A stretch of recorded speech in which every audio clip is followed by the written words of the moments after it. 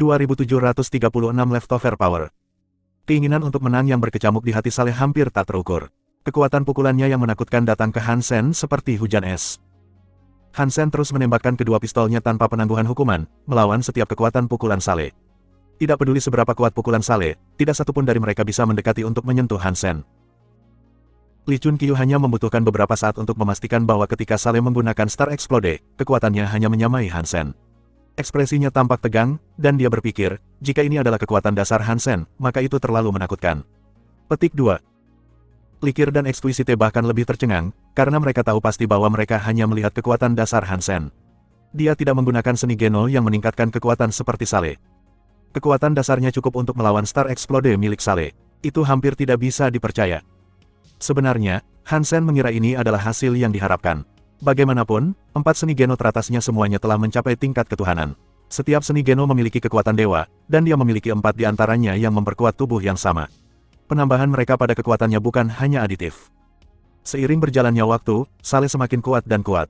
Tubuhnya bersinar dengan cahaya bintang yang terus meningkat, tapi pukulannya masih ditiadakan oleh peluru Hansen. 10 menit berlalu, dan kulit Saleh mulai pecah-pecah dan berdarah. Sepertinya dia tidak akan bertahan lama. Hansen, terima pukulanku lagi. Saleh meraung. Dia meninju ke arah Hansen seperti orang gila yang mengamuk. Detik berikutnya, Hansen melihat lembah di depannya dipenuhi matahari yang tak terhitung jumlahnya. Kekuatan pukulan itu seperti seluruh konstelasi meledak. Return to Origin di bawah Star Explode. Bahkan elit Dewa Larva akan memiliki alasan untuk takut pukulan itu, Lee Chun-kyu berpikir dalam hati. Kinerja Saleh lebih besar dari yang dia sadari. Di bawah Star Explode, dia masih bisa mengaktifkan pukulan dengan sempurna menggunakan Return to Origin.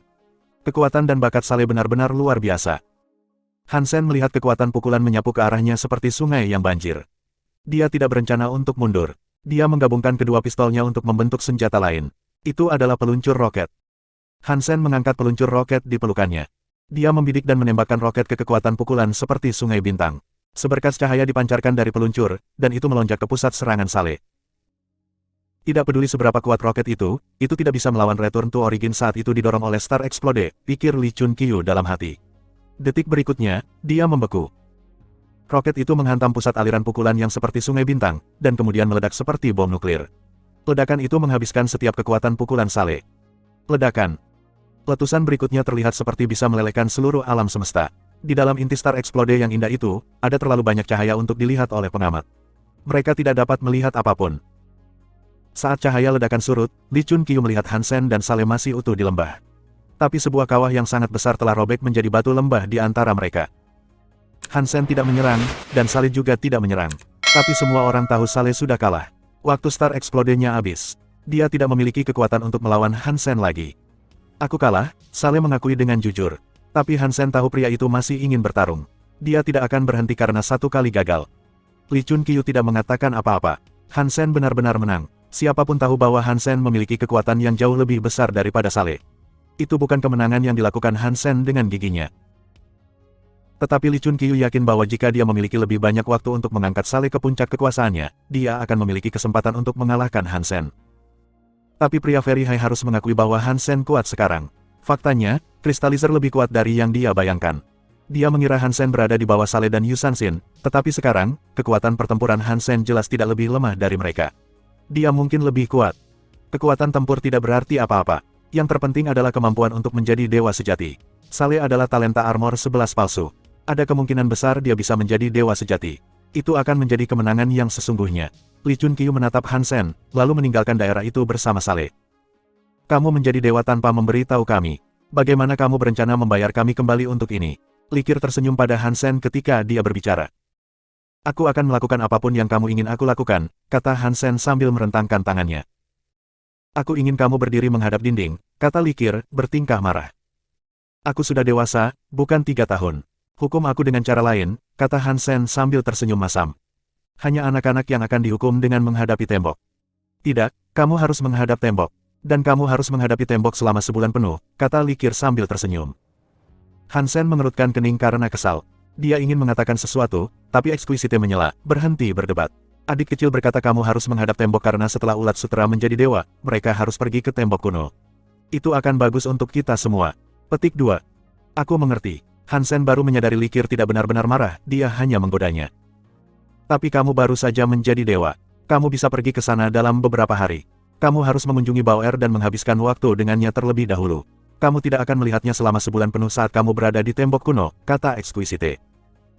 Hansen mengangguk, dan kemudian Exquisite membawanya kembali ke Star Tree. Karena apa yang terjadi sebelumnya, Likir dan Exquisite tidak lagi berani meninggalkan sisi Hansen. Salah satunya selalu berada di sisi Hansen kalau terjadi sesuatu yang besar. Itu membuatnya sangat tertekan. Dia tidak punya waktu luang lagi. Aku benar-benar tidak bisa terlihat seperti aku terlalu istimewa. Kalau tidak, aku tidak akan memiliki kebebasan sama sekali, pikir Hansen sambil duduk di bawah pohon dan minum secangkir teh. Exquisite bisa melihat apa yang dia pikirkan, tetapi dia mengabaikannya dan terus membaca buku. Apa yang kau baca? Hansen bertanya, menjulurkan kepalanya di sampingnya. Tidak ada. Exquisite menutup buku itu sebelum Hansen bisa melihat apa itu. Dia meletakkannya di sakunya dan berdeham dengan sadar. Aku akan pergi ke tembok kuno ini. Meskipun Hansen ingin tahu tentang apa yang dibaca Exquisite, jika dia tidak akan memberitahunya, maka dia tidak akan terus bertanya. Exquisite dengan tenang berkata, tembok kuno adalah tempat di mana salah satu leluhurku dulu menggambar. Gambar. Hansen terkejut. Melihat keterkejutan Hansen, Exquisite tersenyum dan menjelaskan, ini bukan gambar biasa. Dia adalah seorang jenius terkenal dari ras kita. Meskipun dia tidak pernah menjadi seorang pemimpin, dia mempelajari Very High Sense sampai tingkat yang tidak ada orang lain, selain Alpha kami, yang pernah bisa menandingi. Petik 2. Setelah berhenti, Exquisite melihat ke arah Starfruit di atas mereka dan berkata, sebelum dia memasuki Geno Hall, tetua itu duduk di depan tembok kuno selama 2 tahun. 2 tahun kemudian, ketika dia membuka matanya, hal pertama yang dia lakukan adalah menggambar di dinding. Setelah dia menggambarnya, dia terbang dan pergi ke Geno Hall. Gambar itu telah ada sejak saat itu. Itu adalah legenda, dan bahkan sekarang orang tidak dapat memahami tentang apa gambar itu. Petik 2. Bab 2737 Tembok Kuno. Jika tidak ada yang bisa memahami arti di balik gambar itu, manfaat apa yang bisa didapat dari menatapnya? Hansen bertanya, tidak mengerti. Exquisite tersenyum dan berkata, meskipun sosok dalam gambar itu adalah sesuatu yang tak seorang pun bisa mengerti, gambar itu memiliki arti dan kekuatan dari sesepuh yang menggambarnya. Hanya meluangkan waktu untuk mempelajarinya akan bermanfaat bagi kamu.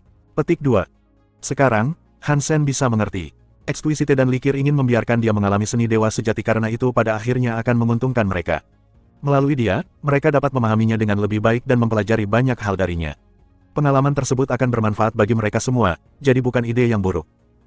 Tapi Ancient Wall adalah sisa dari nenek moyang Very High. Orang luar biasa tidak diizinkan untuk mendekat. Hansen dan Ulat Sutera bisa pergi ke sana selama sebulan penuh setelah naik level untuk menjadi dewa, tetapi aturan masih melarang Bauer, meski menjadi anggota keluarga, pergi ke sana. Exquisite dan Likir akan pergi ke Ancient Wall bersama Hansen, jadi mereka tidak bisa menjaga Bauer. Namun, Hansen meminta pendapat Bauer. Bauer bersedia tinggal di Star Tree, jadi Hansen mengizinkannya tinggal di sana. Dengan Xenogenik di sana, Bauer tidak akan terlalu bosan. Ketika mereka bertiga pergi, Six Red Machukai mulai bersemangat. Six Red Machukai adalah jenis Xenogenik yang berbeda. Itu cukup cerdas sehingga berpura-pura mematuhi Hansen sebagai tuannya. Tapi sebenarnya, itu baru saja mengamati. Ia ingin menemukan cara untuk melarikan diri dari Star Tree. Kontrak yang dipasang pada tubuhnya sangat kaku, dan Six Red Machukai tidak dapat menemukan cara untuk melepaskannya. Jika lolos tanpa melepas kontrak, ia akan tetap dibatasi dan tertekan oleh kekuatan kontrak. Hansen dapat dengan mudah mengambil alih pikirannya, bahkan jika dia berada jauh dari sistem yang disembunyikan monyet. Monyet itu akan kesakitan sampai dia melakukan apa yang diperintahkan. Jika aku menginginkan kebebasan sejati, aku harus memutuskan kontrak. Mata Six Red Machukai bersinar, dan mengamati Bauer dengan saksama. Six Red Machukai sudah tahu bahwa Bauer adalah putri Hansen. Dia jelas sangat disayanginya. Sekarang Hansen tidak ada, dan dia tidak akan berada di sana selama sebulan penuh. Jika aku bisa menangkapnya, aku bisa menggunakannya untuk mengancam Hansen agar melanggar kontrak. Hansen harus melakukan apa yang aku katakan. Six Red Machukai merasa bahwa kesempatannya telah tiba. Para Xenogenik lain mengikuti perintahnya, tapi hanya ada satu dewa primitif di tengah-tengah mereka. Mereka tidak punya kesempatan untuk mengalahkan aku. Karena itu, aku tidak harus melawan mereka. Aku hanya perlu menggunakan tubuh palsuku, tidak terlihat, dan menjatuhkannya. Six Red Mag masih menyusun rencananya ketika dia melihat Bauer sedang melihat ke arahnya. Six Red Machukai sangat terkejut. Ia mengira Bauer tahu bahwa ada sesuatu yang salah, tapi kemudian dia mendengar Bauer berbicara dari balik senyumnya. Dia berkata, Little Six, aku ingin buah ini. Six Red Machukai sangat membenci nama si Little Six, tapi Bauer telah memanggilnya. Itu adalah kesempatan yang sempurna. Six Red Machukai menjawab dan dengan cepat berlari ke arahnya. Puan kecil, kamu ingin makan apa? Six Red Machukai memperhatikan Bauer dengan hati-hati saat dia berbaring dengan nyaman. Ia berpikir, ini sempurna. Aku bahkan tidak perlu terlihat. Aku hanya akan memberikan buahnya padanya, menjatuhkannya, dan kemudian menjejalkannya ke suatu tempat yang tidak terlihat. Dengan begitu, Hansen akan dipaksa untuk memutuskan kontrak dengan aku. Petik 2. Aku mau itu. Bauer mengangkat jarinya untuk menunjukkan potongan yang dia inginkan. Dia mengenakan kacamata hitam sambil berbaring di kursi. Six Red Machakue mengambil pisau buah. Dia memotong buah menjadi potongan-potongan kecil, mengambil sepotong, dan membawanya ke Bauer. Dia merentangkannya ke arahnya, bersiap untuk bergerak. Bauer melihat Six Red Machakue. Dia tidak meraih dan mengambil buah itu. Dia tersenyum dan berkata, apakah aku mengatakan bahwa aku ingin memakannya? Berikan makanannya kepada yang lain. Masing-masing satu. Tidak lebih dan tidak kurang. Petik 2. Bauer, lain, yang dibicarakan adalah babi kecil. Mereka mengikuti Bauer berkeliling, makan makanan enak sepanjang hari, tapi tubuh mereka tidak pernah berubah. Mereka tampak statis dan kecil seperti biasanya. Aku akan memotong sesmu. Six Red Machakue tiba-tiba berteriak. Itu meraih cengkramannya dengan cepat untuk merebut Bauer. Saat cakar Six Red Machakue akan melakukan kontak dengan kulit leher Bauer yang pucat dan lembut, Bauer tiba-tiba bersinar dengan cahaya putih. Cakar Six Red Machakue menghantam cahaya, menyemburkan percikan api. Cakar monyet tidak dapat menembus pertahanan itu, dan serangannya telah diblokir seluruhnya. Six Red Machakue sangat terkejut. Itu membungkuk lebih dekat untuk melihat. Cahaya tidak datang dari Bauer. Itu berasal dari babi kecil di sekitarnya. Saat ini, 16 babi kecil sedang berdiri dengan waspada di sekitar Bauer. Mata mereka melebar dan tidak berkedip saat mereka menatap Six Red Machakue. Simbol-simbol misterius bersinar di dahi mereka, dan cahaya bersinar dari tubuh mereka. Cahaya suci dari 16 babi kecil digabungkan dan berubah menjadi perisai cahaya yang menjebak Six Red Machakue di dalamnya. Kamu hanya sekumpulan babi. Kamu tidak bisa menghentikan aku, geram Six Red Machakue. Itu bersinar dengan cahaya kemasannya sendiri, dan itu menebas perisai cahaya dengan cakarnya yang sekarang bersinar. Karena tidak dapat membunuh targetnya, monyet harus melakukan ini dengan cara yang sulit.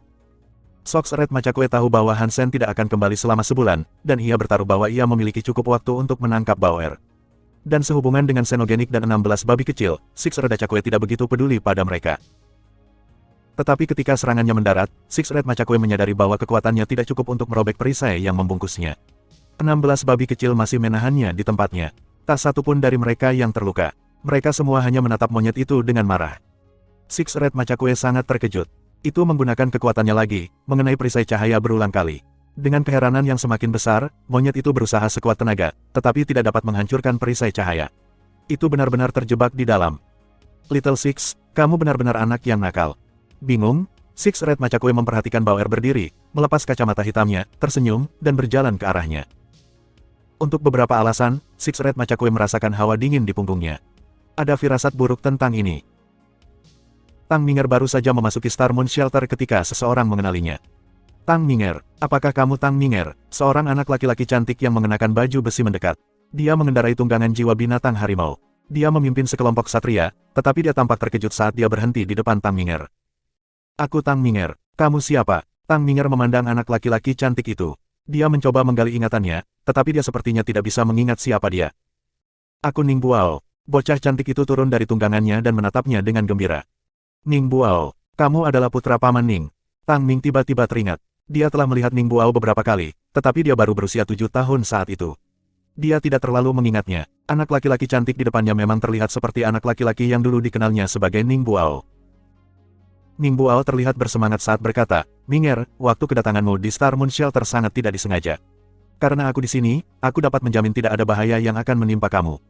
Jika kamu menginginkan jenis jiwa binatang buas, beritahu aku. Aku akan memberikan apapun yang aku miliki.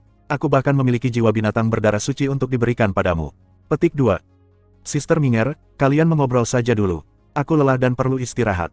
Sebuah suara terdengar di dekat Tang Minger. Ning Buao melihat dia memiliki seorang anak laki-laki di sampingnya. Alis Ning Buao berkerut. Anak laki-laki itu hanya terlihat seperti dia berumur 13 atau 14 tahun. Dia sepertinya belum termasuk dalam cagar alam. Bab 2738 Pamer. Aku menghargai tawaran itu, tetapi mereka dari keluarga Tang tidak membutuhkan perlindungan, kata Tang Minger dengan sedih. Bagaimanapun, Ning Buao telah berbicara seolah-olah dia tidak berguna. Itu bukan maksudku. Keluarga kita adalah teman, jadi kita harus membantu satu sama lain. Meskipun Ning Buao sombong, dia tidak bodoh. Dia menyadari bahwa dia telah mengatakan sesuatu yang seharusnya tidak dia katakan, jadi dia dengan cepat mencoba untuk mengarahkan percakapan kembali ke jalan yang lebih menyenangkan. Aku mengerti maksud kamu dengan baik, tetapi aku tidak membutuhkan bantuan, kata Tang Minger.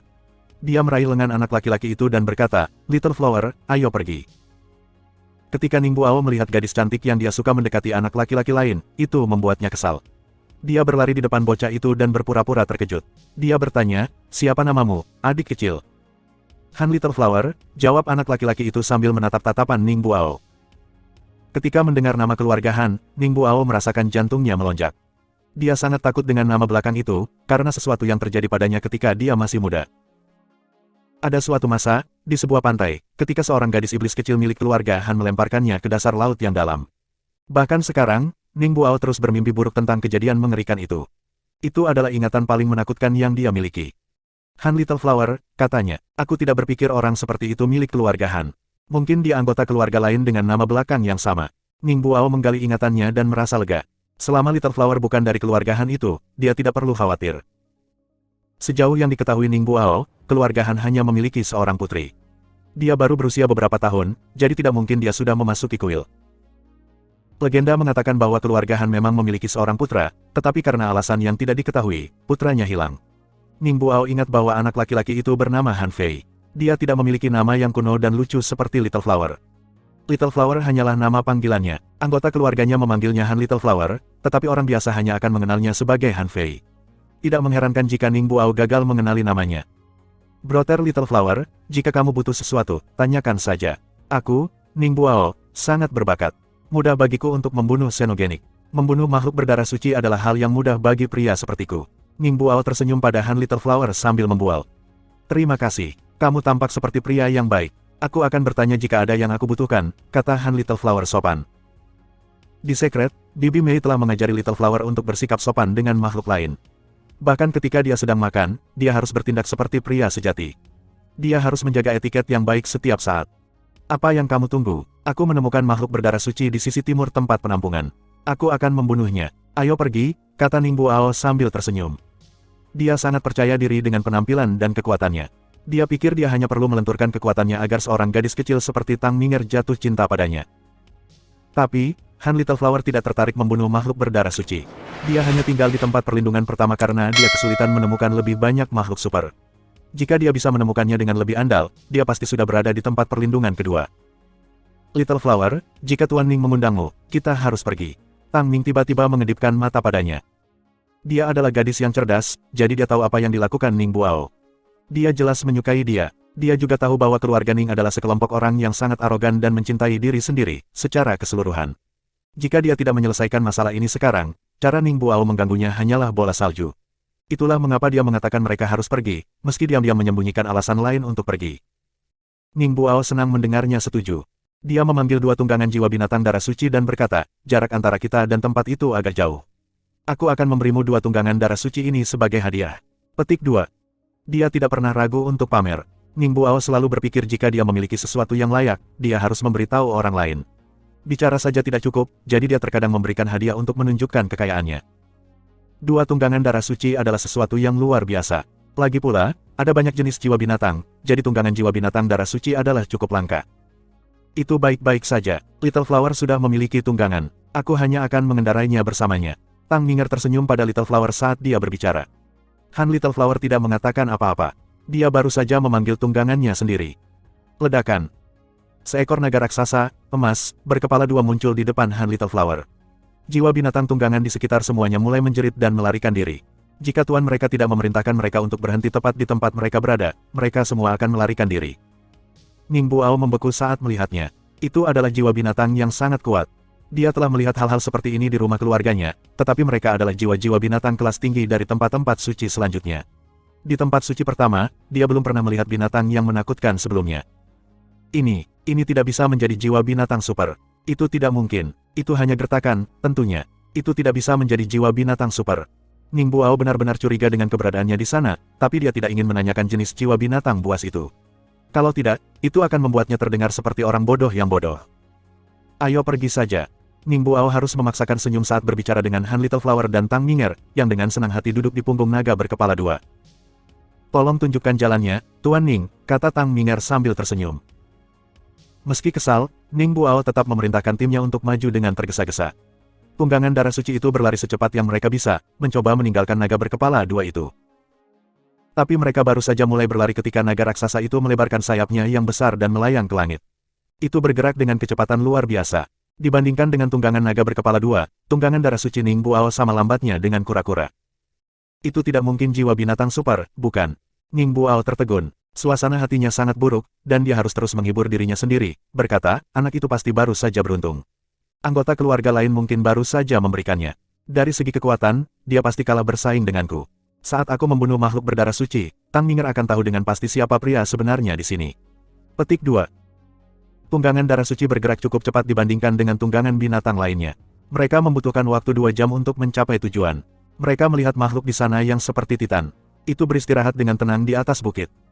Ningbo Ao memberi perintah dan melompat ke depan. Dia memimpin timnya untuk melawan makhluk berdarah suci itu. Makhluk berdarah suci itu berdiri dan meraung ketika pasukan Ningbo Ao mengelilinginya. Tidak jelas, dan dengan cepat dikurung di semua sisi. Tentara Ningbo Ao bergerak dengan koordinasi yang baik saat dia mengeluarkan perintah. Makhluk berdarah suci itu tak mampu melukai satu pun dari mereka. Ningbo Ao juga sangat aktif, dan dia menyerang makhluk berdarah suci itu lagi dan lagi. Butuh waktu setengah jam untuk menjatuhkan Titan itu. Ningbo Ao sangat puas dengan penampilannya. Dia telah berjuang dan memerintahkan anak buahnya untuk yang terbaik dari kemampuannya. Dia sangat puas dengan hasil pertarungannya. Dia tersenyum pada Han Little Flower dan Tang Minger. Dia mulai berjalan ke arah mereka, tetapi setelah beberapa langkah, dia mendengar raungan marah datang dari langit. Dia mengangkat kepalanya, dan wajahnya memucat. Makhluk baru ini mirip dengan darah suci yang baru saja mereka bunuh, tapi yang ini lebih besar. Itu seperti gunung kecil. Itu jatuh ke arah mereka dari langit. Tentara Ningbo Ao masih menikmati kegembiraan atas kemenangan mereka, tidak menyadari apa yang akan terjadi. Jika makhluk itu mendarat, setengahnya akan mati. Lari, Ningbo Ao berteriak saat dia mulai berlari. Tapi tentara biasa tidak bereaksi secepat dia. Saat dia melihat ke arah binatang raksasa yang akan menghancurkan mereka semua, Ningbo Ao terkejut dan marah. Dia tidak bisa berbuat apa-apa. Tiba-tiba, sesuatu muncul di sudut penglihatannya. Binatang raksasa yang turun dari langit tersentak berhenti. Turunnya dihentikan. Ningbo Ao kaget, matanya melacak tubuh raksasa itu sampai dia melihat Little Flower berdiri di bawahnya. Anak laki-laki itu memegangi binatang pegunungan itu dengan satu tangan. Dia berdiri di sana dengan santai. Para prajurit di sekeliling menatapnya dengan tercengang. Mereka memandang anak laki-laki kecil yang mengangkat binatang itu seperti mereka sedang melihat hantu. 2739 Pemandangan aneh. Han Sen mengira tembok kuno menjadi tempat misterius, tapi cukup mengejutkan, itu hanya tembok biasa di atas gunung. Selain banyaknya gambar yang menutupi permukaan dinding, tidak ada yang istimewa. Gambar-gambar itu memang aneh. Han Sen dan kedua wanita itu melewati banyak batasan untuk sampai ke sana, tetapi jika tidak, Han Sen akan mengira bahwa gambar-gambar ini dibuat oleh pelukis abstrak atau seniman grafiti terkenal daripada oleh elit kuno. Ketika mereka tiba di tembok kuno, banyak dari yang sangat tinggi sudah berada di tembok.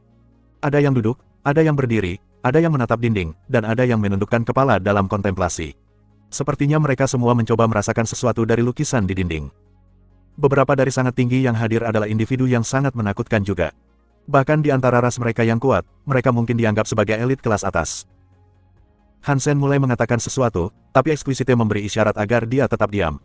Dia dengan serius meletakkan jarinya di atas bibirnya, lalu memberi isyarat padanya untuk mengamati lukisan itu. Ketika Han Sen melihat betapa indah dan likir dengan hati-hati memperhatikan yang sangat tinggi di sekitar mereka, dia menyadari bahwa kedua wanita itu pasti berusaha untuk tidak mengganggu para tetua bergengsi mereka. Mereka sangat berhati-hati untuk tidak melakukan apapun yang dapat mengganggu orang lain di tembok atau mengganggu konsentrasi mereka. Han Sen tidak mengatakan apa-apa. Dia baru saja bergerak untuk memeriksa gambar-gambar di dinding. Indah dan likir tetap di sampingnya, melihat dari dekat ke gambar juga. Saat mereka mencoba memahami gambarnya, mereka juga memperhatikan apa yang dipikirkan Han Sen. Mampu mengakses perspektif dan pengetahuan Han Sen berarti mereka dapat belajar lebih banyak. Tapi itu bukan seolah-olah mereka memanfaatkan Han Sen. Bagaimanapun, jika dia tidak menjadi ulat sutradari yang sangat tinggi, dia tidak akan pernah bisa melihat gambar di dinding ini sejak awal. Seluruh gunung ditutupi dengan gambar, yang berarti ada jumlah yang tak terbayangkan untuk diambil. Han Sen ingin menemukan permulaannya. Begitu dia menemukan titik awalnya, dia bisa mengikuti gambar-gambar itu seiring perkembangannya. Tetapi setelah mencari beberapa saat, dia tidak dapat menemukan di mana gambar itu dimulai. Karya seni aneh itu adalah sesuatu yang tidak bisa dipahami Han Sen sedikitpun. Banyak gambar abstrak yang tampaknya telah digabungkan menjadi satu mural cair, yang tidak memiliki awal dan akhir. Sulit untuk mengatakan apa artinya semua itu. Jika gambarnya tidak begitu mulus dan menakjubkan, Han Sen akan mengira itu adalah coretan acak seorang anak. Exquisite bisa merasakan apa yang dipikirkan Han Sen.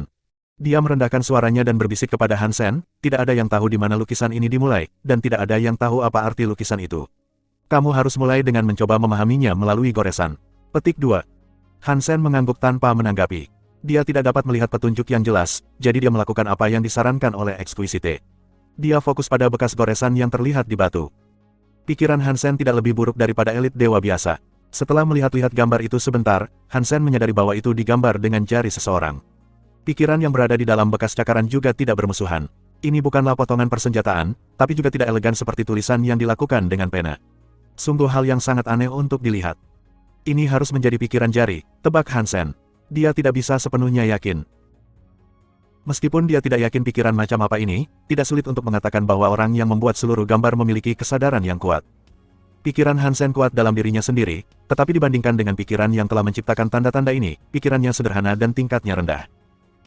Hansen tidak terburu-buru untuk memahami pikiran yang ada di dalam tanda itu. Dia mengikuti jejak melintasi gunung. Pertama, dia ingin mengambil gambar dalam skala yang lebih besar.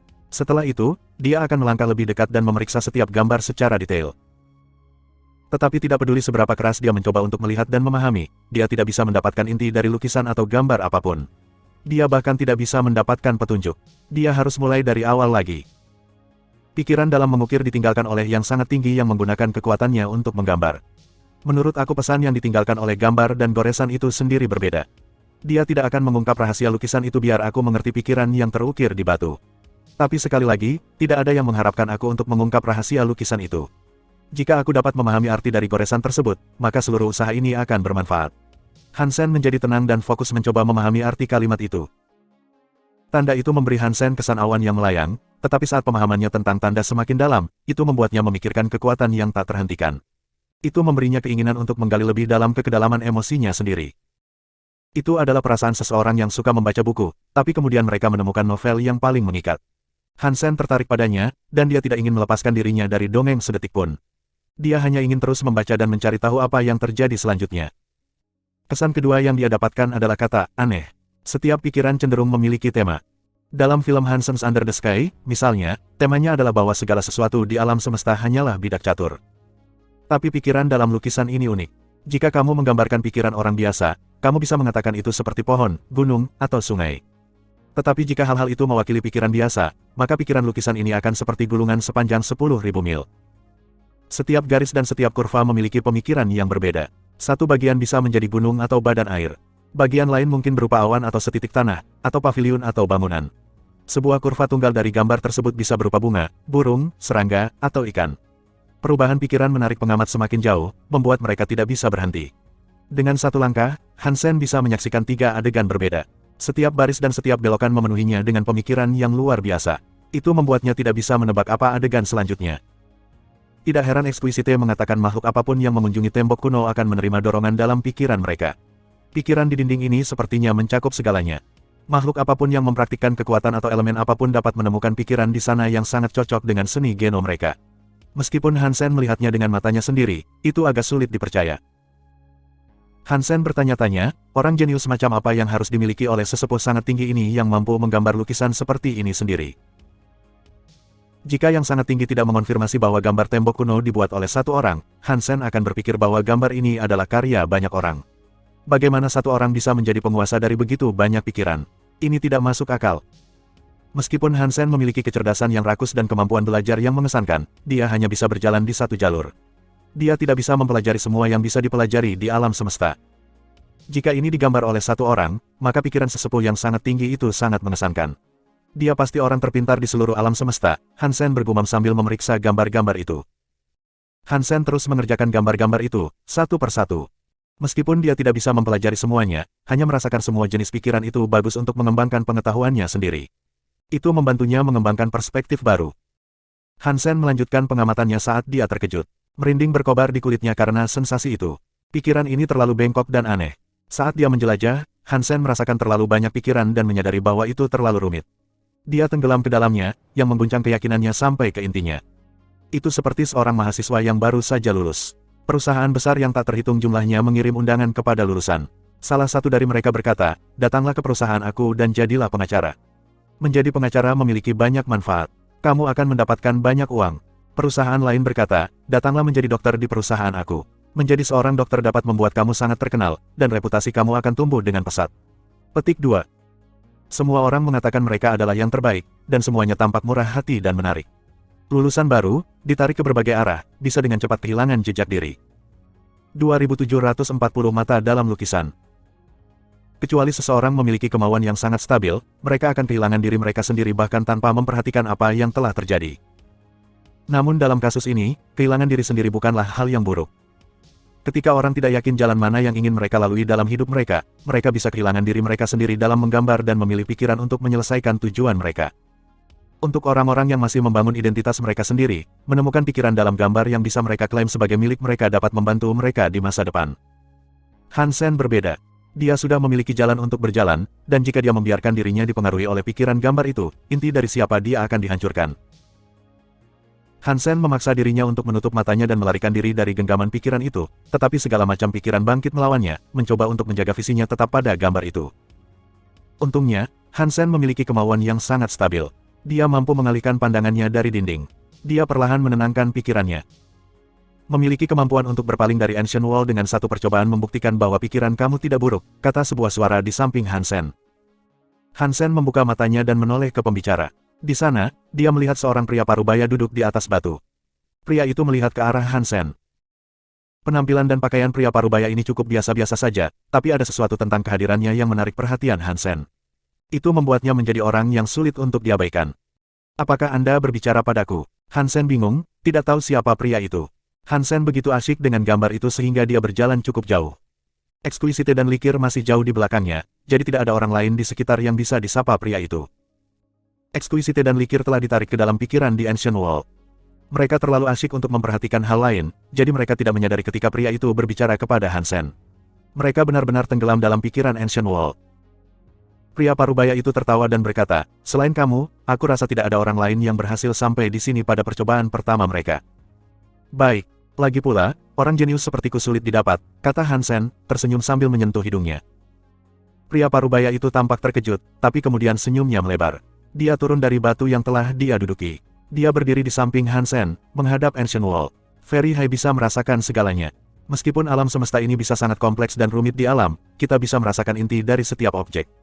Namun, Ancient Wall telah ada di sini selama miliaran tahun, dan tidak ada yang dapat memahami sifat rahasianya. Apa kamu tahu kenapa? Aku tidak tahu kenapa, jawab Hansen cepat. Jika dia tidak tahu, tidak ada gunanya berpura-pura tahu. Pertanyaan pria parubaya itu retoris. Dia mengangguk ketika dia mendengar jawaban Hansen, dan dia melihat ke Ancient Wall. Dia menunjuk ke satu tempat secara khusus dan berkata, alasan tidak ada yang bisa memahami rahasianya adalah karena ini. Hansen melihat ke arah pria parubaya itu menunjuk, mengikuti jari pria itu ke satu simbol yang tersembunyi di antara yang lain. Ada mata horizontal di tengah simbol, tetapi pupil mata tampak seperti ikan yin yang tai chi. Apakah ini mata dari Fairy High? Hansen bertanya dengan kaget.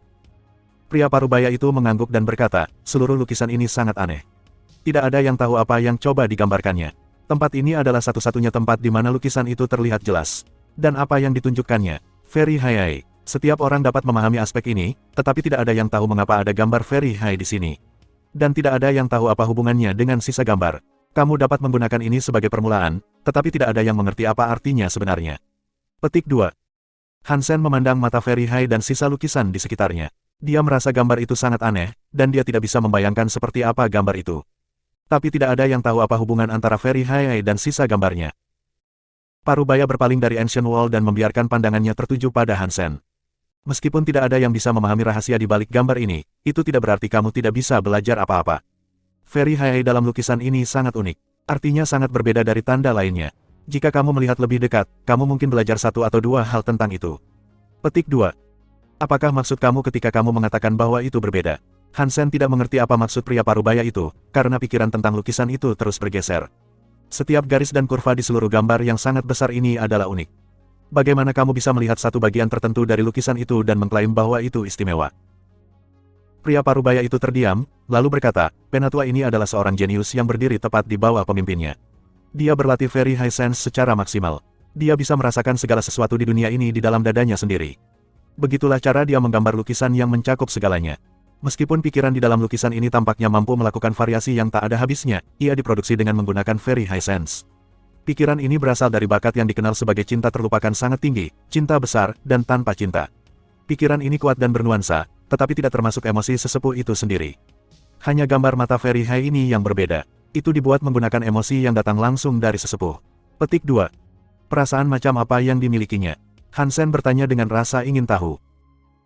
Jika dia telah mengembangkan Very High Sense ke tingkat dewa sejati, sesepuh Very High pasti hampir mencapai langit dan manusia yang dikombinasikan bersama.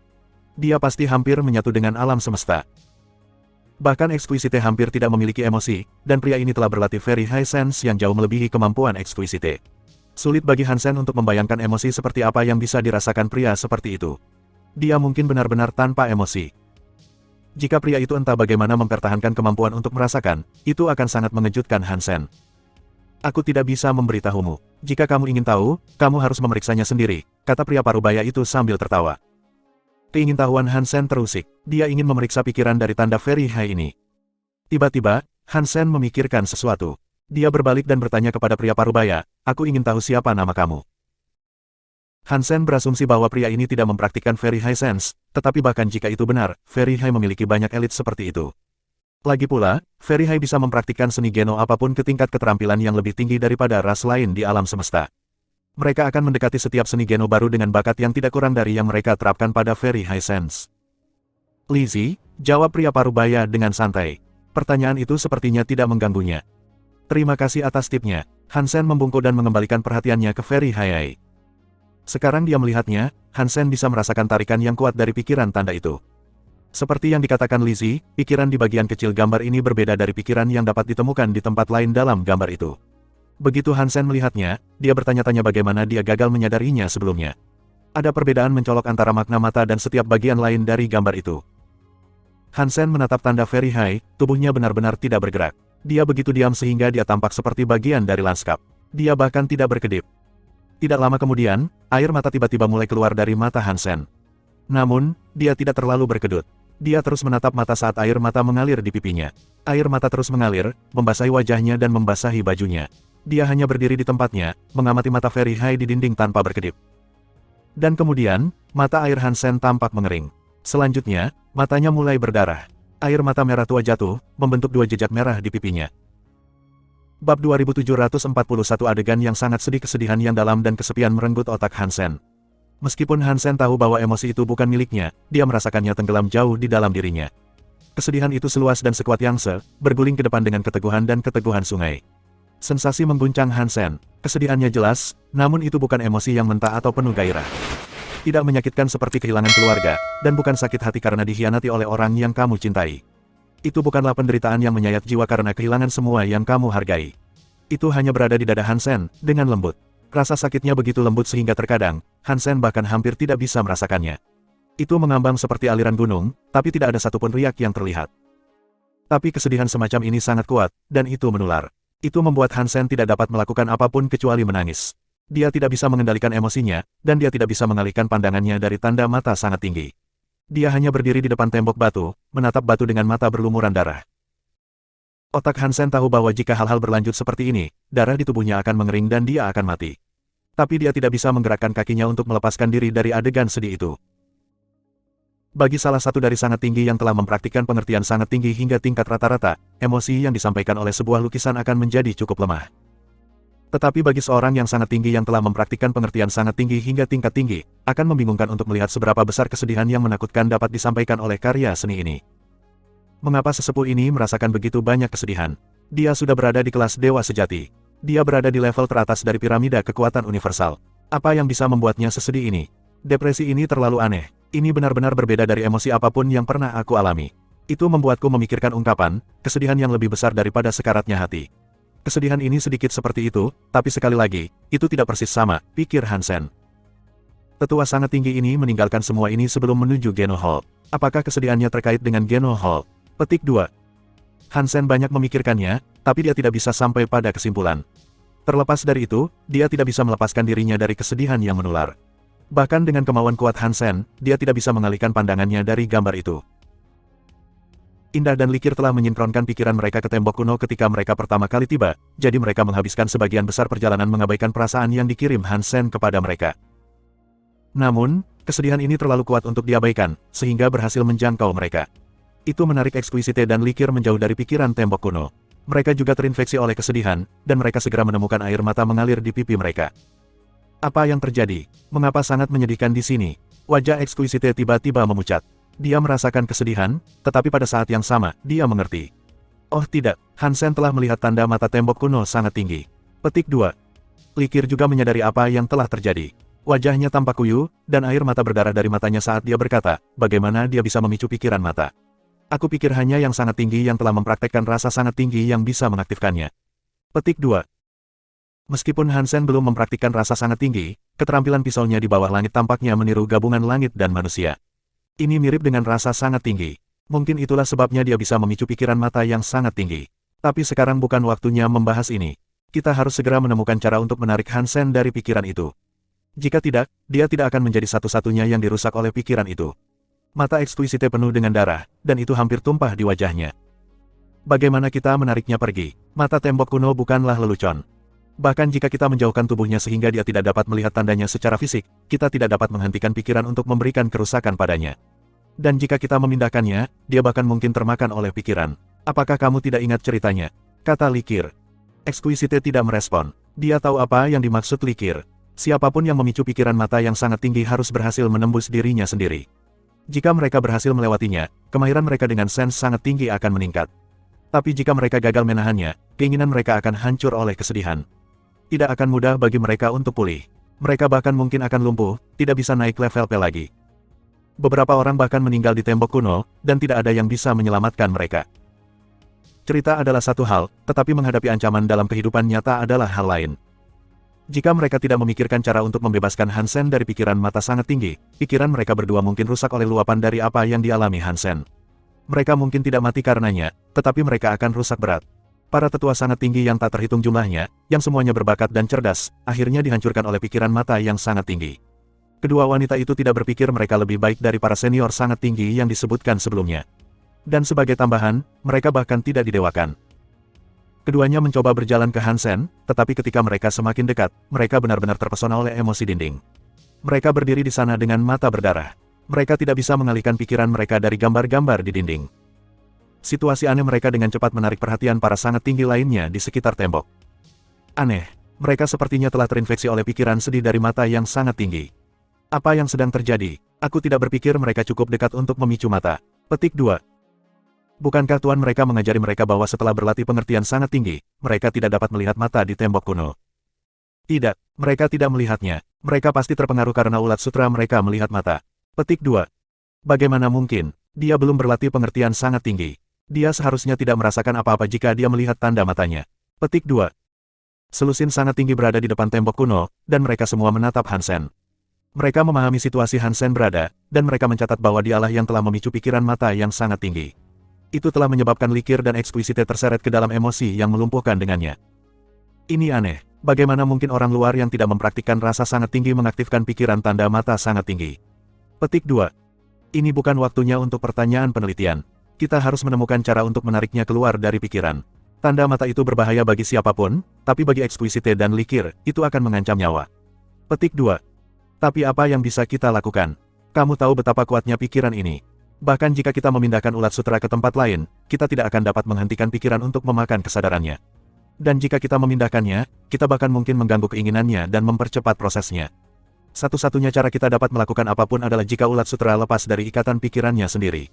Petik 2. Bagaimana itu mungkin? Kita adalah elit Dewa Dari yang sangat tinggi, dan sedikit dari kita yang bisa lepas dari kekuatan pikiran mata yang sangat tinggi. Orang ini hanyalah orang luar. Petik 2. Tapi itu satu-satunya harapan ulat sutra. Dia harus melakukannya sendiri. Bahkan jika ekskuisite dan Likir melawan kekuatan pikiran, itu tidak akan berguna.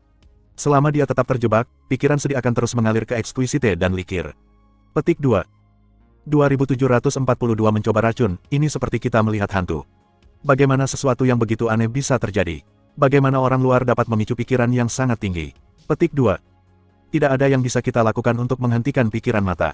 Jika kita ingin campur tangan, satu-satunya pilihan kita adalah memutuskan kontrak bodoh ulat sutra dengan Likir dan ekskuisite. Tubuh mereka mungkin terluka saat kita memutuskan hubungan dengan paksa, tapi setidaknya pikiran mereka tidak akan dihancurkan oleh pikiran yang mengerikan itu. Petik 2. Sepertinya hanya ada satu solusi. Selusin sangat tinggi menghabiskan setengah hari untuk berbicara, tetapi mereka hanya dapat menemukan satu solusi. Solusi ini hanya akan menyelamatkan ekskuisite dan Likir. Itu tidak menawarkan bantuan kepada Hansen. Tidak ada alasan untuk ragu-ragu. Ayo selesaikan ini sekarang, kata salah satu dari yang sangat tinggi. Dia mempersiapkan dirinya untuk menghancurkan kontrak yang mengikat Likir dan Exquisite ke Hansen.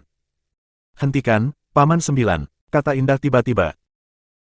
Keinginannya tenggelam di lautan kesedihan yang datang dari pikiran mata, tetapi perasaan itu disaring melalui Hansen, pengalamannya tentang pikiran mata sedikit encer, jadi tidak sekuat dia yang mengintip ke mata. Karena keinginan Hansen masih menahan sebagian kekuatan mata pikiran, dia tidak akan mudah tersesat dalam kesedihan. Pikirannya masih sadar. Sangat bagus, bicaralah dengan cepat. Paman ke-9 takut pikiran Exquisite akan ditaklukkan dalam hitungan detik, jadi dia menyuruhnya berbicara secepat yang dia bisa. Paman 9, tolong jangan membakar kontrak yang kita bagi dengan Hansen, kata Exquisite. Mengapa? Tanya Paman ke-9, sambil menatap Indah. Semua yang sangat tinggi terkejut. Aku yakin dia bisa menghentikan invasi pikiran mata sangat tinggi, kata Exquisite sambil mengertakkan giginya. Dia berada di tengah-tengah pikiran sedih, dan hanya mengucapkan beberapa kata itu menghabiskan banyak tenaga. Setelah mendengar jawaban Exquisite, yang sangat tinggi yang tidak berlatih pengertian sangat tinggi terkejut. Sangat Indah, kamu terlalu memikirkan dia. Bahkan yang sangat tinggi seperti kita tidak dapat menahan pikiran mata setelah memasuki kesadaran kita. Dia hanyalah ulat sutra dari ras lain. Petik 2.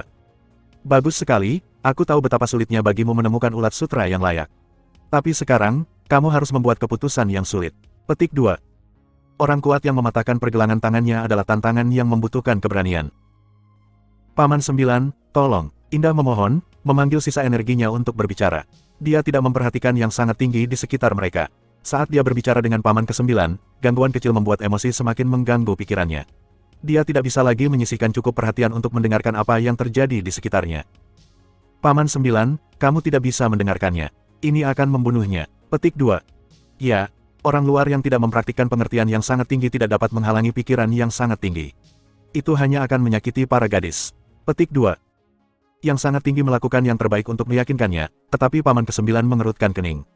Membuat keputusan ini adalah hak Exquisite, dan dia telah mengambil keputusan.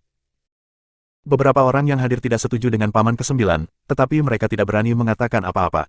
Mereka hanya menggelengkan kepala dan mendesah.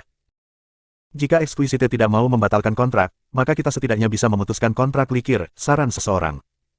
Paman ke-9 memandang Likir. Likir tidak sekuat Exquisite, jadi melawan pikiran sedih membuatnya tidak memiliki energi tambahan untuk memperhatikan dunia di sekitarnya. Dia tidak bisa bicara.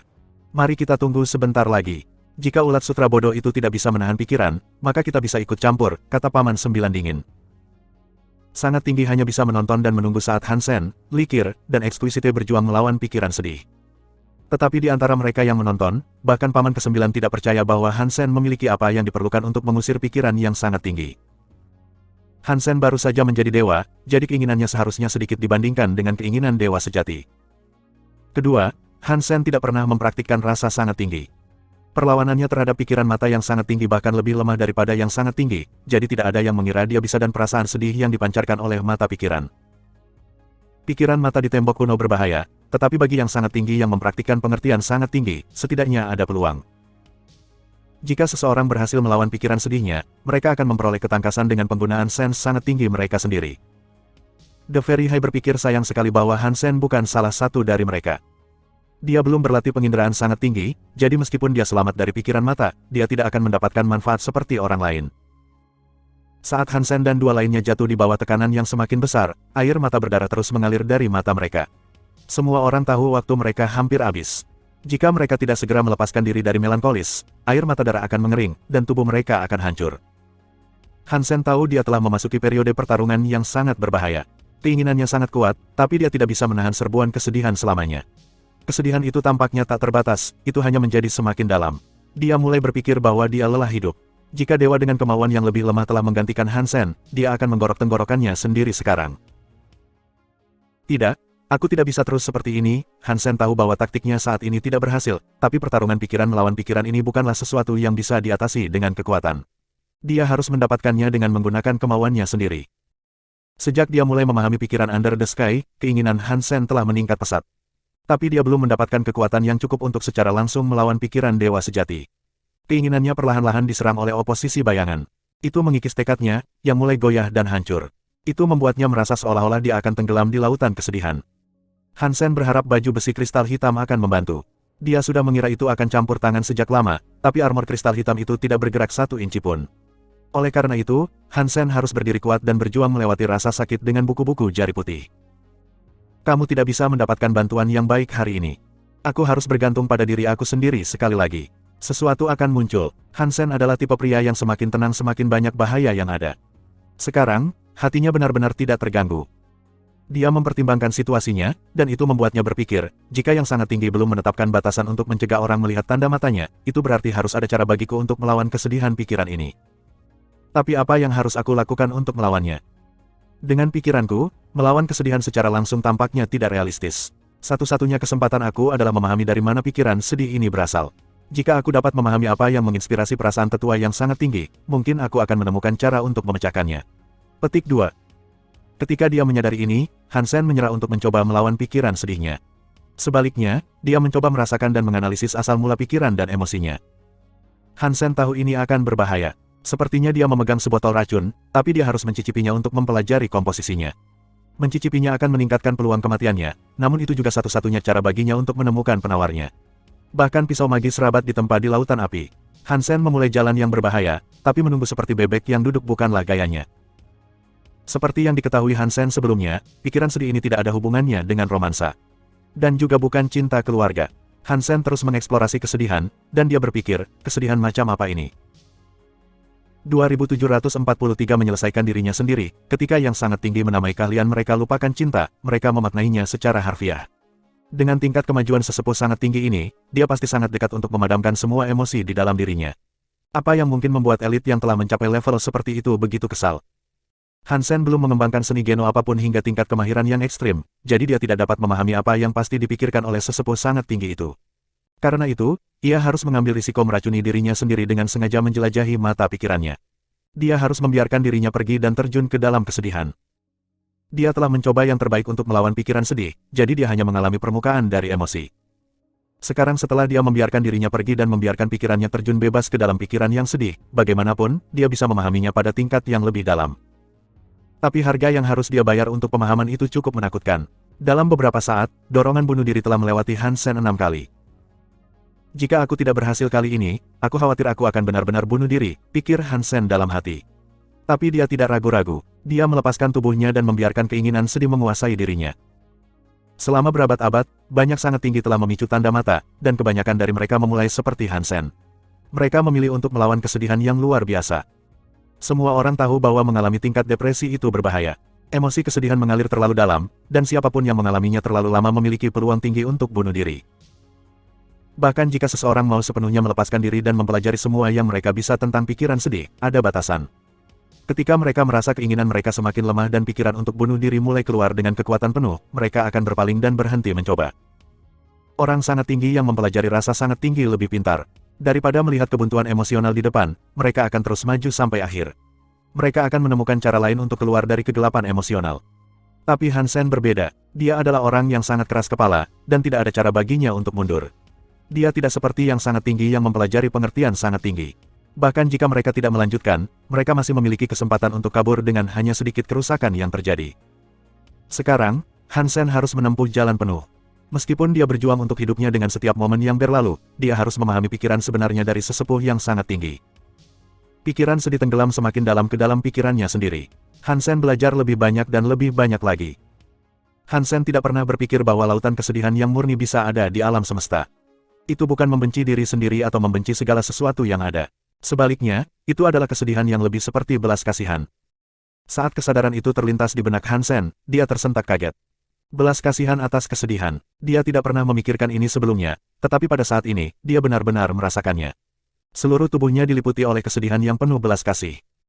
Ini adalah air mata terakhir yang akan aku tumpahkan di alam semesta ini. Dalam kesedihan yang tak terbatas itu, Hansen mendengar suara yang datang dari ketiadaan. Suara itu terlalu dinamis untuk dideskripsikan. Begitu dia mendengarnya, dada Hansen terasa lebih sakit dari yang pernah dia bayangkan. Dia ingin jatuh ke tanah dan menangis. Tetapi dia tahu bahwa air mata darahnya hampir mengering, dan dia tidak dapat menangis lagi. Setelah mendengar suara kosong di otaknya, Hansen merasa lebih sedih.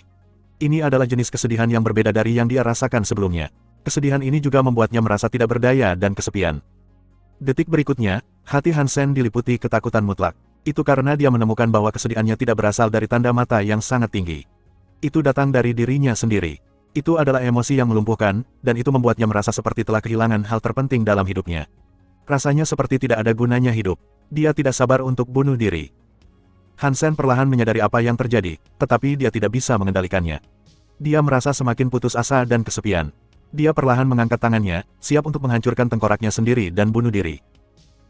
Selusin sangat tinggi yang berkumpul di dekat tembok kuno bisa melihat bahwa kesedihan yang diperangi Hansen telah meningkat. Mereka tahu itu pertanda buruk. Likir dan Exquisite juga dalam kondisi kasar. Oh tidak, Hansen telah berhenti melawan. Pikiran sedih telah menguasai tubuhnya. Ekspresi Paman ke-9 menjadi serius.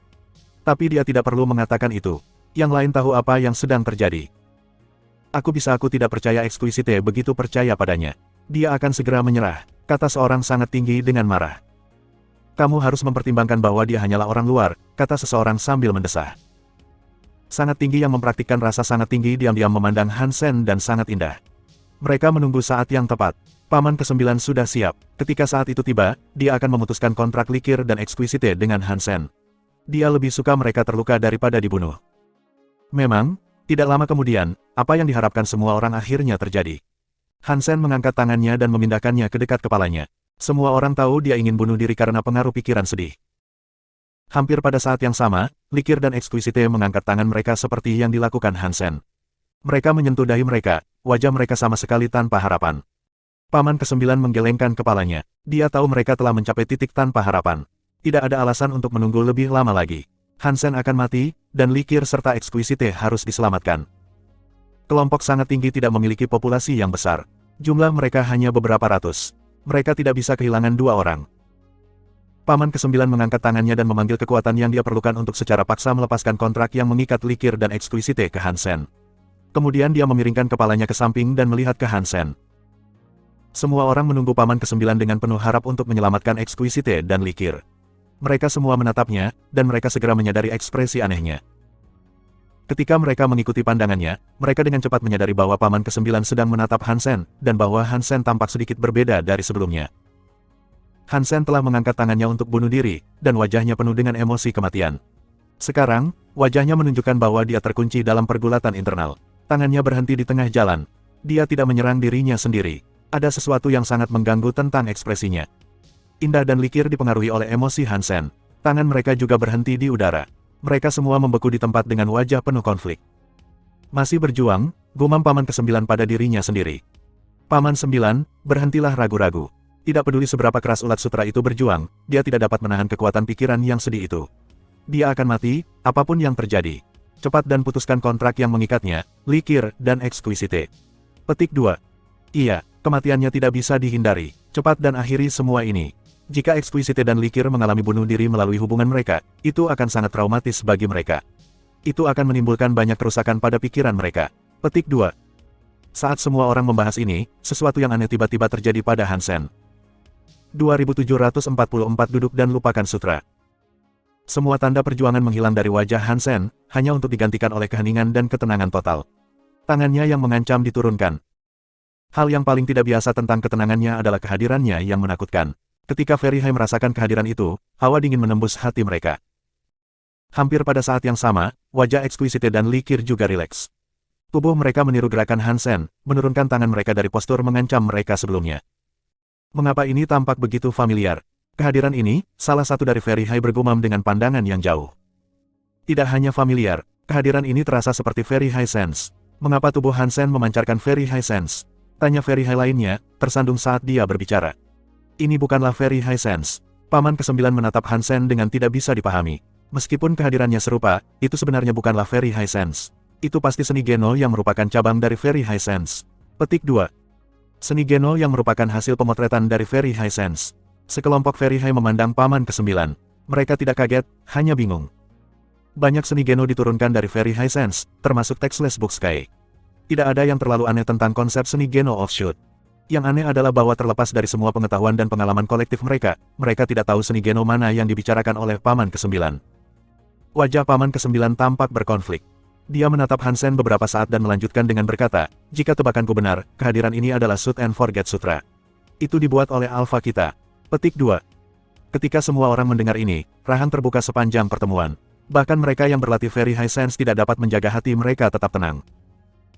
Alpha yang dibicarakan Paman ke-9 adalah sesepuh Ferihai yang telah meninggalkan lukisan di tembok kuno. Seni genonya yang paling terkenal adalah Sit and Forget Sutra, yang diturunkan dari Very High Sense. Sit and Forget Sutra Alpha telah hilang, bukan? Bagaimana Hansen bisa mendapatkan kehadiran Sit and Forget Sutra? Apakah dia? Salah satu dari Very High mulai berkata. Sepertinya dia memikirkan sesuatu yang terlalu menggelikan untuk dilanjutkan. Dia melihat gambar di tembok kuno dan berkata, apakah Sit and Forget Sutra tersembunyi di sini di Ancient Wall selama ini? Saran ini disambut dengan skeptisisme yang kuat. Bagaimanapun, Hansen hanyalah orang luar. Dia belum pernah mempelajari Very High Sense sebelumnya. Dan begitu banyak jenius Very High yang gagal untuk memahami sesuatu yang istimewa tentang Ancient Wall. Banyak dari Very High tidak dapat menerima bahwa Hansen, yang hanyalah orang luar, dapat mempelajari Sit and Forget Sutra melalui Ancient Wall. Meski begitu, kebenaran masalah ada tepat di depan mereka. Mereka harus mempercayainya. Tubuh Hansen jelas memancarkan kehadiran yang terasa seperti Very High Sense. Mempertimbangkan semua hal yang baru saja terjadi, mungkin itu adalah Sit and Forget Sutra. Bukan hanya Hansen juga. Bahkan Exquisite dan Likir memberikan kehadiran yang sama. Jelas, mereka bisa merasakan apa yang Hansen rasakan. Mereka telah memperoleh pengetahuan yang dia peroleh, menerima Sit and Forget Sutra yang misterius melalui dia. Sit and Forget Sutra dibuat oleh sesepuh Very High, tetapi tidak diturunkan dari generasi ke generasi seperti seni Geno biasa. Tidak ada seorang pun di Very High yang tahu jenis seni Geno itu. Setelah Alpha membuat Sit and Forget Sutra, dia telah membicarakannya panjang lebar, tetapi tidak ada yang pernah melihatnya menggunakannya. Kemudian Alpha langsung menuju ke Geno Hall. Dia tidak merekam apapun tentang Sit and Forget Sutra untuk dipelajari oleh Very High. Oleh karena itu, tidak ada yang mempraktikkan Sit and Forget Sutra sebelumnya. Tetapi setelah dia membuat Sit and Forget Sutra, kehadiran Alpha berbeda dari kehadiran Very High yang mempraktikkan Very High Sense. Ini dicatat dalam catatan sejarah Very High. Paman ke-9 sangat akrab dengan catatan itu, dan dia sampai pada teorinya berdasarkan apa yang dia rasakan dari Hansen. Begitulah cara dia mengidentifikasi kekuatan di hadapannya sebagai milik Sit and Forget Sutra. Penilaian Paman ke-9 benar. Kehadiran Hansen adalah Sit and Forget Sutra, karena Very High melahirkan Yin. Ketika segala sesuatunya mencapai titik ekstrim, mereka cenderung membalas. Ketika pikiran sedih didorong ke batasnya, Hansen hampir jatuh ke dunia nyata yang tidak wajar tentang kematian. Tapi dia tidak pernah kehilangan keyakinannya. Dia berpegang pada sedikit kemauannya, menyeimbangkan dirinya melalui kesepian dan melawan kematian yang mencarinya. Hansen tiba-tiba merasakan kesedihan akan bergemuruh dengan perubahan. Perubahan itu adalah sesuatu yang bahkan tidak bisa dia mengerti. Kesedihan seolah mencair, dan yang menggantikannya adalah rasa ketenangan yang tenang tidak seperti air. Setelah pikiran itu berubah, keinginan Hansen tidak lagi terpengaruh oleh mata Very High. Kontrol tubuhnya sendiri kembali. Dia berpaling dari tanda mata Very High dan melihat ke seberang Ancient Wall di dekatnya. Sekarang, Hansen melihat simbol abstrak apa adanya. Mereka tidak lagi tampak abstrak atau tidak nyata. Sepertinya dia bisa melihat seorang pria Very High berambut putih duduk bersila, melepaskan kehadiran yang aneh. Simbol mata adalah titik asal, dan dia mengikuti gerakan untuk mempelajari lebih lanjut seolah-olah dia sedang menonton tutorial tanpa suara. Tidak ada suara dan penjelasan, tapi entah kenapa, Hansen bisa belajar banyak hanya dengan melihat gambarnya. Makna dari karya seni tersebut dimasukkan langsung ke dalam otak Hansen, seolah-olah dia telah melihat gambar tersebut 100.000 kali sebelumnya. Hansen menatap Ancient Wall, segmen demi segmen. Dia semakin bersemangat semakin jauh dia melihat. Lukisan di dinding itu memang seni Geno yang sangat misterius. Dia segera menyadari bahwa seni Geno ini lebih baik daripada keterampilan pisau atau teknik meninju yang pernah dia pelajari sebelumnya. Semakin Hansen melihat, semakin terkejut dia. Dan semakin dia terkejut, semakin besar kegembiraannya. Bahkan Under the Sky jauh lebih sedikit dari seni Geno yang dia pelajari sekarang. Tetapi Hansen juga bisa merasakan bahwa seni Geno dan Under the Sky masing-masing memiliki beberapa kemampuan unik. Rasanya seperti mereka berasal dari asal yang sama, tetapi mereka telah dikembangkan ke arah yang sangat berbeda. Hansen begitu asyik mempelajari Sit and Forget Sutra, sehingga dia tidak memperhatikan Very High di sekelilingnya. Semua penonton memiliki mata yang lebar, dan mereka menatap Hansen, Likir, dan Exquisite dengan ekspresi tidak percaya. Wajah mereka penuh dengan keterkejutan, iri hati, kecemburuan, dan banyak emosi. Hansen terus mempelajari gambar itu, dan kehadiran Sit and Forget Sutra semakin kental. Siapapun tahu Hansen sedang mempelajari rahasia Alpha. Dia entah bagaimana telah membuka misteri gambar Ancient Wall. Seperti yang dikatakan Paman ke-9, dia pasti telah mempelajari Sit and Forget Sutra. Dan Likir dan Exquisite pasti telah mempelajari Sit and Forget Sutra dari Hansen juga. Sementara pengetahuan Hansen berkembang dan diperdalam, Sit and Forget Sutra gadis-gadis itu juga menjadi lebih agung. Banyak dari Very High percaya bahwa resolusi Exquisite untuk mempertahankan kontraknya dengan Hansen adalah ide yang bodoh. Tapi sekarang, mereka sangat cemburu padanya. Jika kontrak Exquisite benar-benar telah diputuskan, dia tidak akan berbagi penemuan Hansen tentang Sit and Forget Sutra. Itu akan menjadi kerugian terbesar dalam sejarah mereka. Itu tidak bisa diterima. Meskipun Exquisite dan Likir sama-sama memperoleh Sit and Forget Sutra, para elit Very High masih mendapati diri mereka menatap Hansen. Seorang ulat sutra luar telah mempelajari salah satu rahasia terbesar dari Very High. Dan itu adalah rahasia yang berkali-kali gagal diungkapkan oleh orang-orang mereka sendiri. Dan di atas semua itu, rahasianya terkait dengan Very High Sense. Emosi yang mereka rasakan saat melihat Hansen akan sangat sulit untuk dijelaskan. 2745 jalan berbeda setiap aspek dari gambar itu terlintas di otak Hansen dengan kejernihan kristal, membantunya lebih dan lebih memahami tentang sutra duduk dan lupakan. Itu berbeda dengan Under the Sky. Duduk dan lupakan sutra adalah jalan yang benar-benar unik. Bahkan bagi Hansen, yang telah mempelajari banyak seni Geno yang berbeda, keterampilan ini sangat segar dan menakjubkan. Rasanya seperti membuka pintu ke dunia baru. Indah dan Likir sama-sama tertegun dan sangat bahagia. Mereka bisa merasakan semua yang dipelajari Hansen, dan mereka mendapatkan wawasan baru setiap kali Hansen memahami sesuatu. Mereka sangat senang dengan kemampuan luar biasa dari duduk dan lupakan sutra. Mereka berdua berlatih penginderaan sangat tinggi, jadi mereka tahu betapa berharganya sutra duduk dan lupakan. Pada saat yang sama, mereka tahu betapa sulitnya mempelajari sutra duduk dan lupakan. Ini terutama berlaku untuk yang sangat tinggi yang telah mempraktikkan pengertian yang sangat tinggi. Bagi mereka, mempelajari sutra duduk dan lupakan akan sangat mustahil. Selama bertahun-tahun, banyak Very High yang berbakat tidak akan mampu mempelajari seni Geno ini, bahkan jika itu tepat di depan mereka. Alpha memiliki alasannya untuk tidak merekam sutra duduk dan lupakan dalam catatan sejarah dari yang sangat tinggi. Jika mereka yang telah mempelajari indera sangat tinggi mempraktikkan sutra duduk dan lupakan, hasilnya akan menjadi bencana bagi kebanyakan dari mereka. Kecuali jika mereka telah melampaui tingkatan larva dan menjadi kupu-kupu dewa, mempelajari sutra duduk dan lupakan mungkin akan merusak mereka alih-alih membantu mereka. Jadi, Alpha tidak meninggalkan kreasi barunya.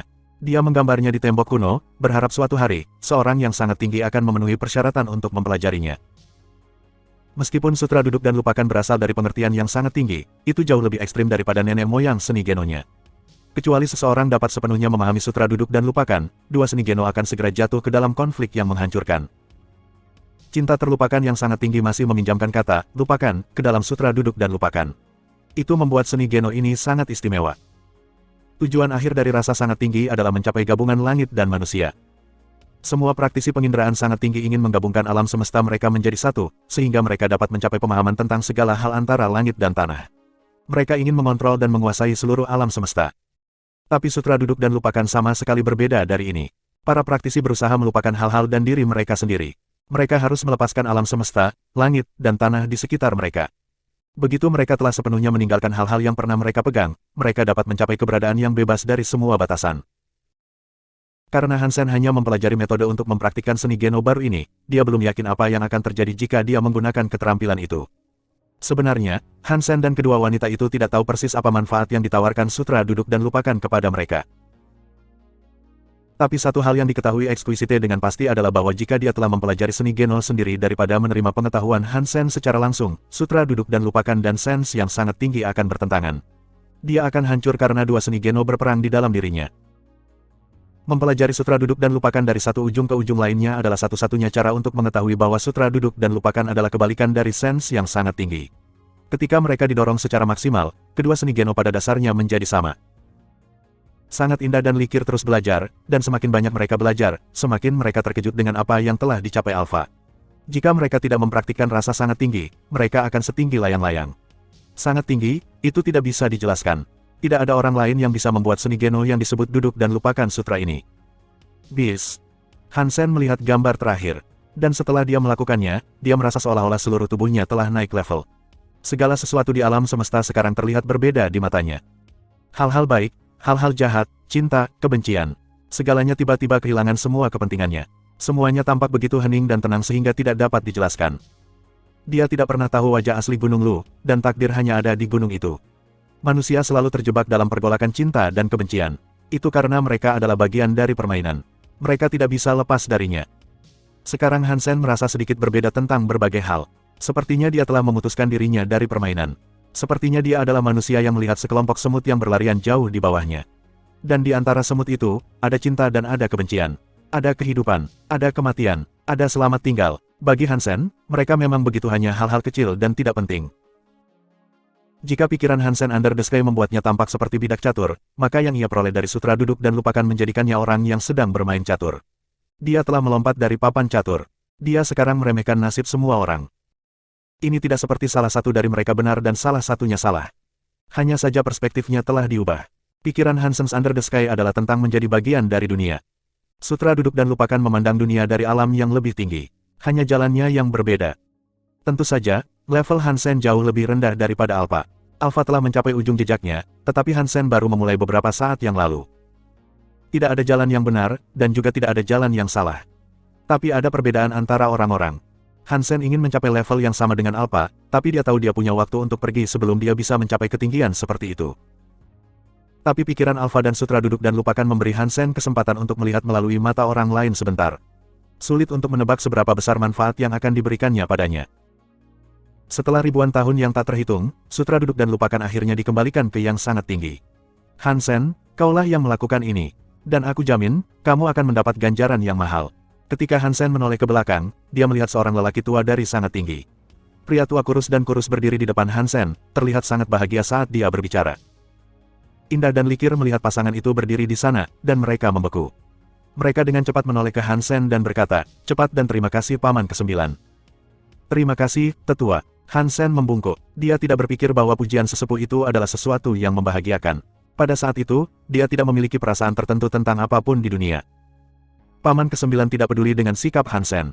Orang yang sangat tinggi yang mempraktikkan pengertian sangat tinggi tidak terlalu memedulikan tata krama di dunia mereka. Paman ke-9 adalah elit kupu-kupu, jadi dia tidak terganggu oleh masalah sepele seperti itu. Kelahiran kembali Sutra Duduk dan Lupakan mengejutkan seluruh yang sangat tinggi. Banyak yang sangat tinggi mempelajari Sutra Duduk dan Lupakan. Likir dan Exquisite mengajarkannya kepada siapa saja yang ingin belajar, tetapi kebanyakan siswa kecewa dengan hasil belajar mereka. Konflik Duduk dan Lupakan Sutra dengan rasa yang sangat tinggi terlalu berlebihan. Kecuali jika pikiran mereka mencapai tingkat alfa, mereka tidak dapat melatih dua seni Geno bersama-sama. Sang alfa menyebut dirinya yang tertinggi sangat tinggi di bawah pemimpin. Ketika dia masih hidup, dia telah melihat seluruh ras sangat tinggi dan gagal menemukan satu orang dengan pikiran yang sama dengannya. Jadi, tidak ada yang berani mempraktikkan Duduk dan Lupakan Sutra. Ketika mereka gagal belajar dari Likir dan Exquisite, beberapa dari sangat tinggi mencoba meniru metode Hansen dengan mempelajari perasaan tembok kuno. Namun, ketika mereka mengintip ke dalam tanda mata yang sangat tinggi, mereka tidak dapat memicu pikiran di dalam. Selain Hansen, Indah, dan Likir, tidak ada seorang pun di sekolah tinggi yang dapat berlatih Sutra Duduk dan Lupakan secara efektif. Itu membuat banyak dari yang sangat tinggi merasa sedih.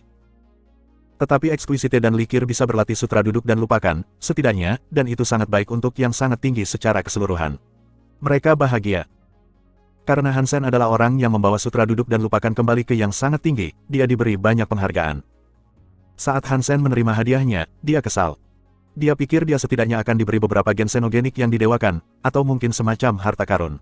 Jika dia diberi item dewa sejati, itu akan bagus. Tetapi sebaliknya, sangat tinggi memberinya izin yang memungkinkan dia untuk pergi ke pengadilan tinggi. Pengadilan tinggi adalah perbendaharaan yang digunakan oleh sangat tinggi untuk menyimpan seni Geno mereka. Ketika Hansen menerima mantra itu, dia mendapatkan hak istimewa dari sangat tinggi. Dia memiliki wewenang untuk masuk ke pengadilan tinggi, dan dia bisa mempraktikkan semua jenis seni Geno di sana. Tetapi bagi Hansen, hadiah ini lebih buruk daripada harta Geno dan gen xenogenik.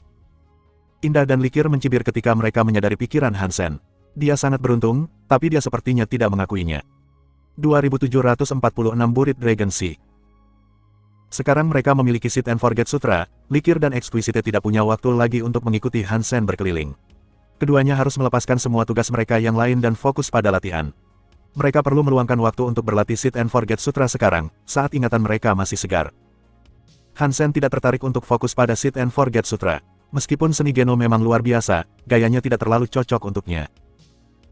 Hansen telah mempelajari pikiran Under the Sky, dan itu berarti dia sedang berjalan di jalan yang berlawanan dengan Sit and Forget Sutra. Dia tidak ingin melewati jalur lama Sit and Forget Sutra. Dia hanya menggunakan Sit and Forget Sutra untuk menyelesaikan Under the Sky-nya. Begitu dia melakukan itu, pikiran Under the Sky miliknya mengalami terobosan. Gen xenogenik terdewakan dikonsumsi. Gen yang didewakan plus 1, evolusi berkembang 1/100. Petik 2. Karena dia sekarang tidak terlihat oleh kedua wanita itu, Hansen mengeluarkan gen dewa yang dia sembunyikan. Sekarang setelah dia didewakan, dia mampu menyerap dan memurnikan mereka, membiarkan kekuatan mereka berkembang dan memperkuat tubuhnya. Selama beberapa hari berikutnya, Hansen tidak berbuat banyak. Hansen mengkonsumsi semua gen dewa yang telah dia simpan. Pada akhirnya, dia telah memakan 23 gen yang didewakan. Setiap gen yang didewakan meningkatkan kebugaran tubuh Hansen. Dia sekarang lebih kuat dari sebelumnya. Sepertinya peringkat dewa bekerja sama dengan yang lain. Jika aku mendapatkan 100 gen yang didewakan, aku dapat membuat tubuhku berevolusi. Untungnya, tubuh seorang xenogenik yang didewakan dapat menyediakan hingga 10 gen yang didewakan. Seharusnya tidak sulit untuk mendapatkan 100. Alter Sky memiliki banyak xenogenik dewa yang berkeliaran. Pada titik ini, mengapa aku harus menunggu? Pikir Hansen, menyadari bahwa tidak ada yang menghentikannya untuk membunuh xenogenik yang didewakan. Dia mengeluarkan peta Alter Sky-nya. Dia meneliti xenogenik yang didewakan yang ada di sekitarnya dan di mana dia mungkin menemukannya. Ketika dia selesai, dia membuat keputusan untuk pergi ke Buried Dragon Sea untuk berburu xenogenik. Legenda mengklaim bahwa naga kelas dewa sejati pernah jatuh ke laut. Apakah itu benar atau tidak masih diperdebatkan, tapi xenogenik kelas tinggi jarang muncul di dekat Buried Dragon Sea. Itulah alasan utama Hansen memutuskan untuk pergi ke Buried Dragon Sea. Tidak banyak xenogenik dewa yang lahir di sana, jadi itu akan menjadi tempat yang lebih aman daripada kebanyakan Hansen untuk berburu. Hansen mengira akan kesulitan meyakinkan Bauer untuk tetap tinggal, tapi dia hanya perlu mengucapkan satu kalimat sebelum Bauer menyetujuinya. Yang mengejutkan Hansen, dia tidak bersikeras pergi ke Buried Dragon Sea bersamanya. Itu membuat Hansen benar-benar lengah. Dia memandang Six Red Machakue. Wajahnya tampak mengerikan, lehernya terkubur di antara bahu yang terangkat, dan sepertinya berusaha bersembunyi dari semua yang terlihat. Hansen akhirnya mengerti, Bauer menemukan mainan baru untuk dirinya sendiri. Hansen mengizinkan Bauer untuk menjaga Star Tree saat dia pergi. Setelah dia mempersiapkan diri, dia berangkat ke Buried Dragon Sea. Ketika sampai di pinggiran laut, dia melihat orang-orang berkelahi di kejauhan. Ketika dia semakin dekat untuk melihat apa yang sedang terjadi, dia melihat bahwa itu adalah Putri Bai Wei dari Extreme King. Kehadirannya membuatnya terkejut. Setelah melihat Hansen, Bai Wei tidak berkata apa-apa. Dia terus melawan xenogenik ikan terbang setengah dewa. Setelah dia membunuh xenogenik, dia tetap di atas ombak, menatap kembali ke Hansen. Putri Bai Wei, lama tidak bertemu. Apa yang kamu lakukan di sepanjang jalan ini? Kata Hansen sambil batuk. Bai Wei adalah orang yang pertama kali membawa Hansen ke Extreme King. Itu sepertinya sudah lama sekali sekarang. Di sana, Hansen telah membunuh Pangeran Bai Yi dan mencuri identitas orang yang meninggal itu. Untuk waktu yang lama, dia membiarkan Bai Wei percaya bahwa Bai Yi yang telah membunuhnya. Selain itu, Hansen sekarang memiliki hubungan yang buruk dengan Extreme King.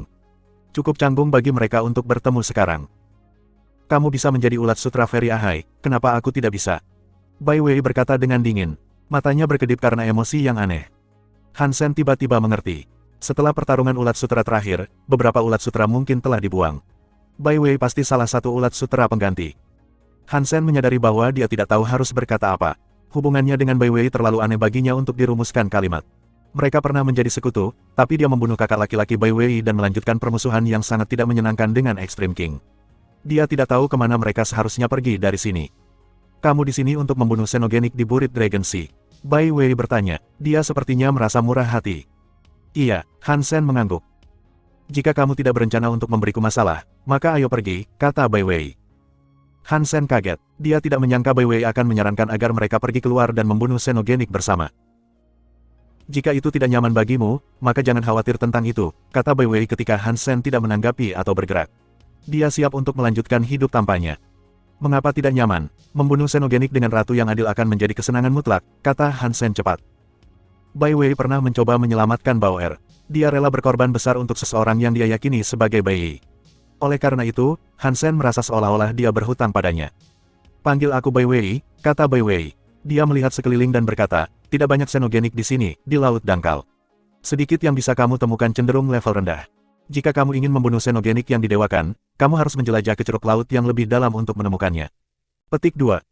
Kalau begitu, mari kita pergi ke laut dalam. Hansen bukanlah orang yang fasih, juga tidak ahli dalam obrolan ringan. Situasi ini sangat sulit baginya karena dia merasa bersalah atas apa yang telah dia lakukan pada Bai Wei. Dia tidak yakin bagaimana harus berhubungan dengannya atau apa arti hubungan di antara mereka, jadi mereka tidak berbicara saat mereka terjun ke laut dalam bersama. Suasananya canggung. Mereka menemui beberapa xenogenik di laut, dan Bai Wei mampu membunuh mereka dengan mudah. Dia telah meningkat pesat. Meskipun dia belum didewakan, dia setengah dewa. Penampilannya dalam Shocking Sky pun dari Extreme King tidak buruk.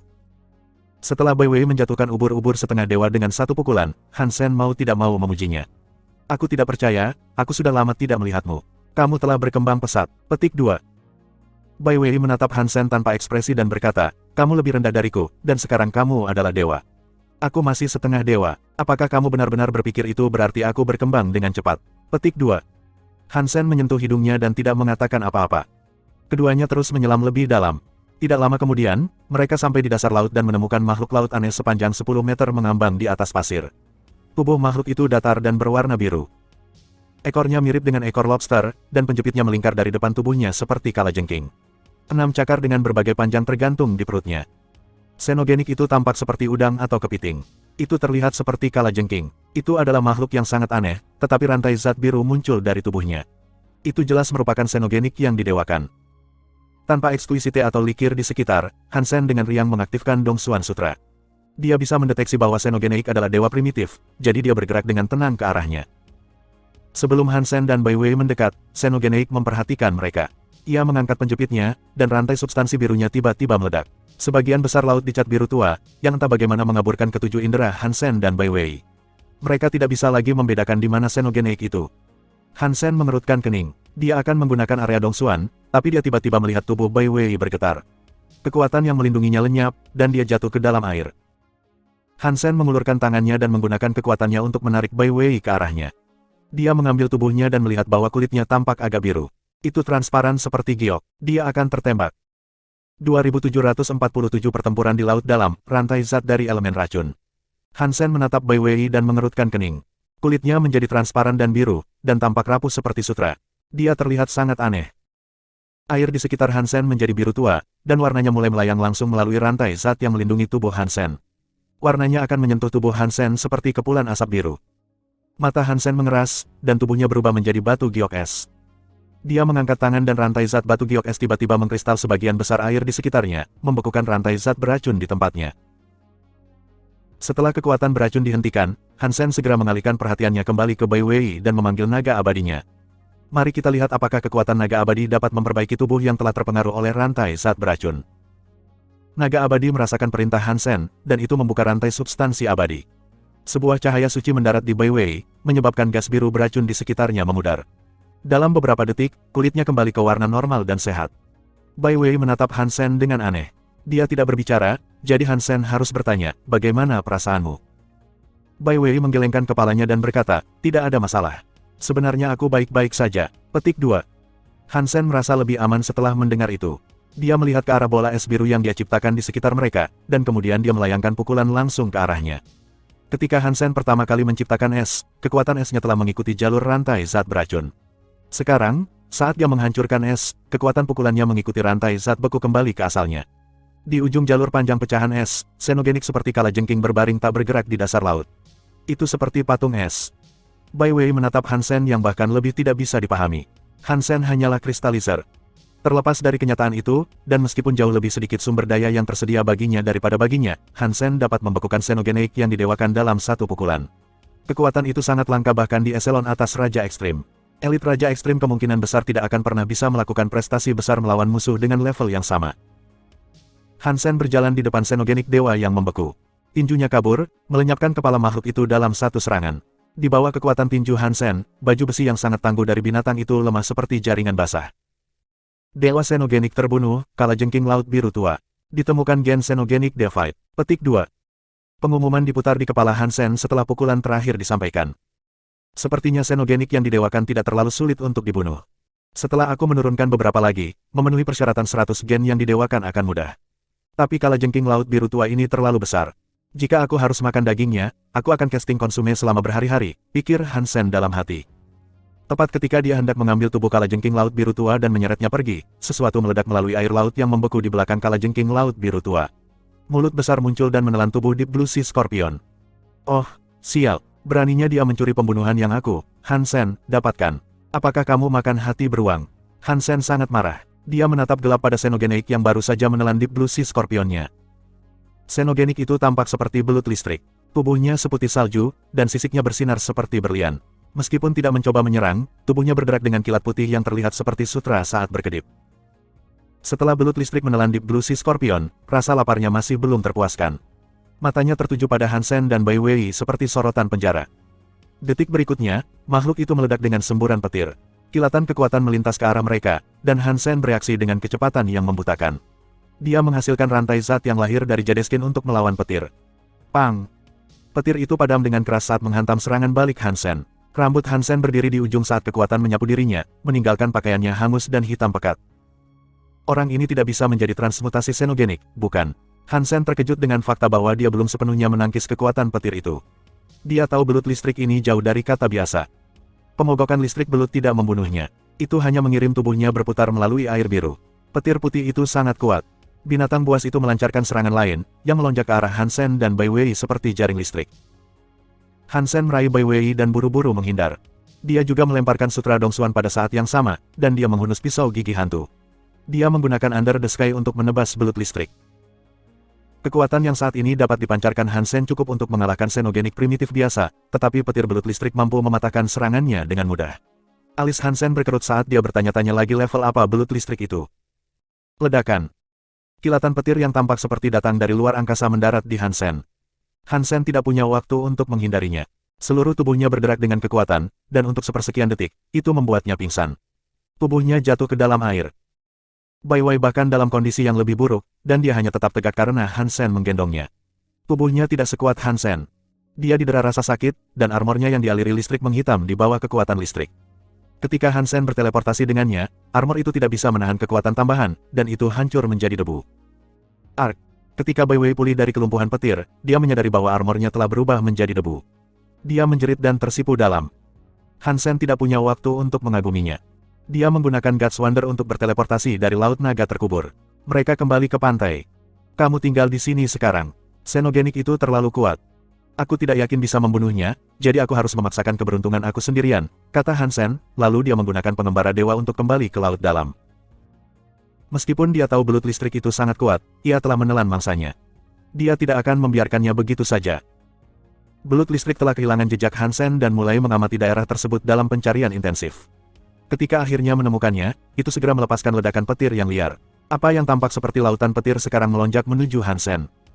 Jantung Hansen berdebar kencang, dan warna merah darah menyapu tubuhnya. Itu membuat kulitnya terlihat seperti cangkang berdarah. Tubuhnya dengan cepat berubah, mengubahnya menjadi makhluk setengah manusia, setengah iblis.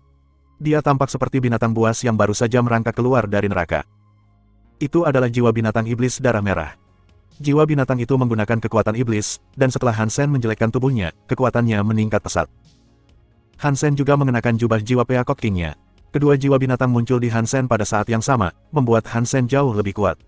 Dia memanggil kekuatan melalui Jadeskin lagi dan melontarkan pukulan untuk menghadapi badai listrik yang datang. Kekuatan Hansen keluar, mengubah semua yang ada di depannya menjadi es.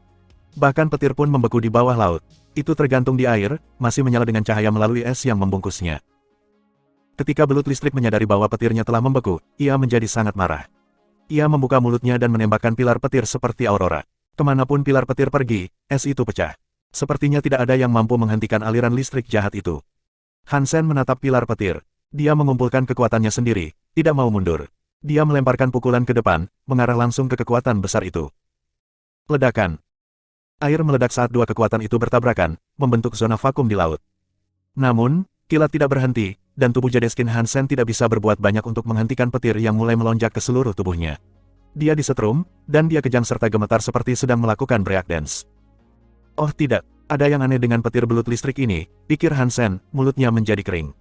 Kekuatan petir biasa seharusnya tidak bisa mengenai dia seperti itu. 2748 Pursui. Belut listrik tidak memberi Hansen waktu untuk menenangkan pikirannya. Itu terus memuntahkan petir, dan setiap kali Hansen melihat mulutnya menganga, semburan petir baru segera melonjak di atasnya. Makhluk itu menyerang dengan kecepatan kilat. Pang! Sambil mengertakkan giginya, Hansen mengangkat Seal of the Medusas Gaze tepat di depan dirinya. Itu menangkis petir yang akan menyentuhnya. Tapi Hansen telah meremehkan betapa menakutkannya petir itu sebenarnya. Petir tidak dapat merusak perisai, tetapi ketika petir meledak, hal itu menghasilkan jaring listrik yang mencapai di belakang dan menjerat Hansen, yang bersembunyi di balik perisai. Jika Hansen dapat mengaktifkan kekuatan di dalam perisai, dia dapat mengaktifkan perlindungan sebenarnya, yang akan memberikan perlindungan 360 derajat. Tapi saat ini, Hansen hanya bisa menggunakan perisai seperti sepotong logam biasa. Dia tidak bisa mengaktifkan kekuatannya. Dia hanya bisa melindungi dirinya dari kekuatan yang datang untuknya dari depan. Petir kembali menerpa tubuh Hansen. Dia gemetar lebih keras dari seorang wanita yang mengejang sekuat yang dia bisa. Ini adalah 8 masa kesialan. Hansen mengerang keras saat dia terus kejang. Belut listrik adalah musuh yang kuat, tidak diragukan lagi. Dan Hansen hampir tidak bisa menggaruk makhluk itu, meski menggunakan semua yang dia bisa untuk melawannya. Kekuatan mematikan dari petir itu hanya mengabaikan serangan dan pertahanannya. Meskipun tampaknya tidak mampu membunuhnya, itu sangat menyakitkan. Itu juga sangat menurunkan penampilannya dalam pertempuran. Belut listrik sepertinya tahu bahwa serangan kilatnya berhasil melawan Hansen. Itu tidak pelit dengan serangannya, karena terus meluncurkan salvo dari baut listrik. Hansen tidak bisa memblokir petir, dan dia juga tidak bisa menghindarinya. Dia tidak punya waktu untuk berteleportasi, jadi dia tidak bisa menghindari sambaran petir. Dia hanya bisa menggunakan perisai untuk memblokir petir sekarang dan lagi. Setiap kali dia disetrum, dia akan mengejang dan mengejang dengan keras. Rasanya seperti tubuhnya telah memasang motor listrik yang membuatnya bergetar super kencang. Hanya karena aku telah mengendalikan amarahku, kamu pikir kamu bisa memperlakukanku seperti Hello Kitty padahal aku benar-benar harimau. Hansen berpikir dengan marah. Rahannya menegang, dan baju besi The Story of Genes muncul di sekelilingnya. Ini mengaktifkan kekuatan pemantapan yang membuat Hansen berlari sangat cepat. Pang! Sambaran petir lainnya menghantam perisai Medusa. Baut itu meledak dengan derak listrik, tapi tubuh Hansen terlindung. Kali ini, petir tidak dapat mencapai daging rentan Hansen. Kekuatan Eternal Hansen membuat armor spell dan tubuhnya kebal untuk berubah. Listrik tidak bisa menyebar melalui baju besi dan dagingnya, jadi tidak ada efek kelumpuhan yang akan bertahan padanya. Sekarang giliranku untuk pamer. Hansen mengangkat perisainya dan Ghosted Knife. Dia mendorong balik petir belut listrik dan bergerak maju, mencari kesempatan untuk menebas belut listrik tersebut. Kekuatan belut listrik lebih kuat dari kekuatan iblis Hansen. Tapi untungnya, perisai Hansen mengambil sebagian besar serangan itu. Petir yang meledak tidak dapat melukai Hansen, yang masih di bawah pengaruh Forever Solid. Pisau Hansen tidak bisa berbuat apa-apa pada belut listrik. Belut listrik mematahkan setiap serangannya dengan mudah. Pria dan belut itu sepertinya telah mencapai jalan buntu. Salah satu dari mereka sedang mencari kesempatan untuk menggunakan cahaya pisaunya, sementara yang lain memuntahkan petir yang tak terhitung jumlahnya. Mereka membuat laut di sekitar mereka berputar-putar, air membentuk pusaran air dan pusaran yang kuat saat mereka bertarung. Bahkan, sebagian besar air menguap. Pang! Hansen menangkap rentetan petir di perisainya, dan dampaknya mendorong tubuhnya mundur 10 meter. Ini adalah ke-100 kalinya Hansen didorong mundur sejauh ini. Sepertinya aku harus mendapatkan pisau dewa.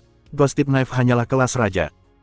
Menggunakannya untuk melawan dewa menunjukkan bahwa ia jelas tidak lagi memiliki kekuatan untuk bersaing di levelku, pikir Hansen sedih ketika dia melihat retakan yang perlahan menyebar di sepanjang bilah Ghosted Knife.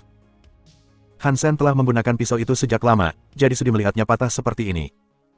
Ark! Hansen berteriak. Dia mendorong ke depan dengan Ghosted Knife, melepaskan cahaya pisau yang sepertinya mencakup semua ruang. Cahaya pisau yang mengamuk menyatu menjadi aliran pisau menakutkan yang merupakan kepala untuk belut listrik. Rantai zat listrik belut listrik meledak keluar dari tubuhnya dalam awan yang menggeliat. Aliran cahaya pisau yang tak berujung itu seperti banjir. Setelah bertarung beberapa saat, cahaya pisau akhirnya berhasil menembus jaring listrik. Serangan Hansen maju untuk menyerang sisik penjahat. Hujan es serangan Hansen menghantam belut, setiap dampak mengeluarkan jeritan logam. Beberapa ribu cahaya pisau menguji kekuatannya melawan sisik keras belut listrik. Mereka akhirnya mengeluarkan darah, yang merembes keluar dari luka dengan aliran yang terus-menerus. Belut listrik itu menjerit kesakitan, dan ia mengayunkan ekornya. Itu menjadi kilatan petir saat melarikan diri. Hansen bahkan tidak bergerak sedetik pun, dia terlalu tercengang oleh kecepatan makhluk itu. Bahkan sayap Apollo-nya tidak akan cukup untuk mengejar belut. Kamu ingin lari, melarikan diri dariku tidak akan semudah itu. Kamu memakan mangsaku, dan kamu harus mengeluarkan banyak bunga ketika kamu membayar hutang itu. Hansen melakukan teleportasi dan dengan cepat mengikutinya. Petir belut listrik begitu kuat sehingga kemampuan teleportasi Hansen hampir tidak cukup untuk mengikutinya. Dia tidak akan bisa menutup celah di antara mereka. Mari kita lihat berapa lama kamu bisa terus begini, gumam Hansen dengan marah. Dia memanggil armor Dongsuan-nya untuk menggantikan armor spell yang dia pakai. Zirah Dongsuan terhubung dengan seluruh alam semesta, memungkinkannya untuk terus-menerus menarik tenaga dari alam semesta itu sendiri. Itu berarti cadangan energi Hansen pada dasarnya tidak terbatas. Dia tidak pernah perlu khawatir tentang berapa banyak energi yang akan dikenakan biaya untuk suatu kegiatan teknik. Dia bisa terus menggunakan teknik teleportasi tanpa takut kelelahan. Teleportasi biasanya menghabiskan banyak energi, tetapi itu tidak akan membuatnya lelah sekarang.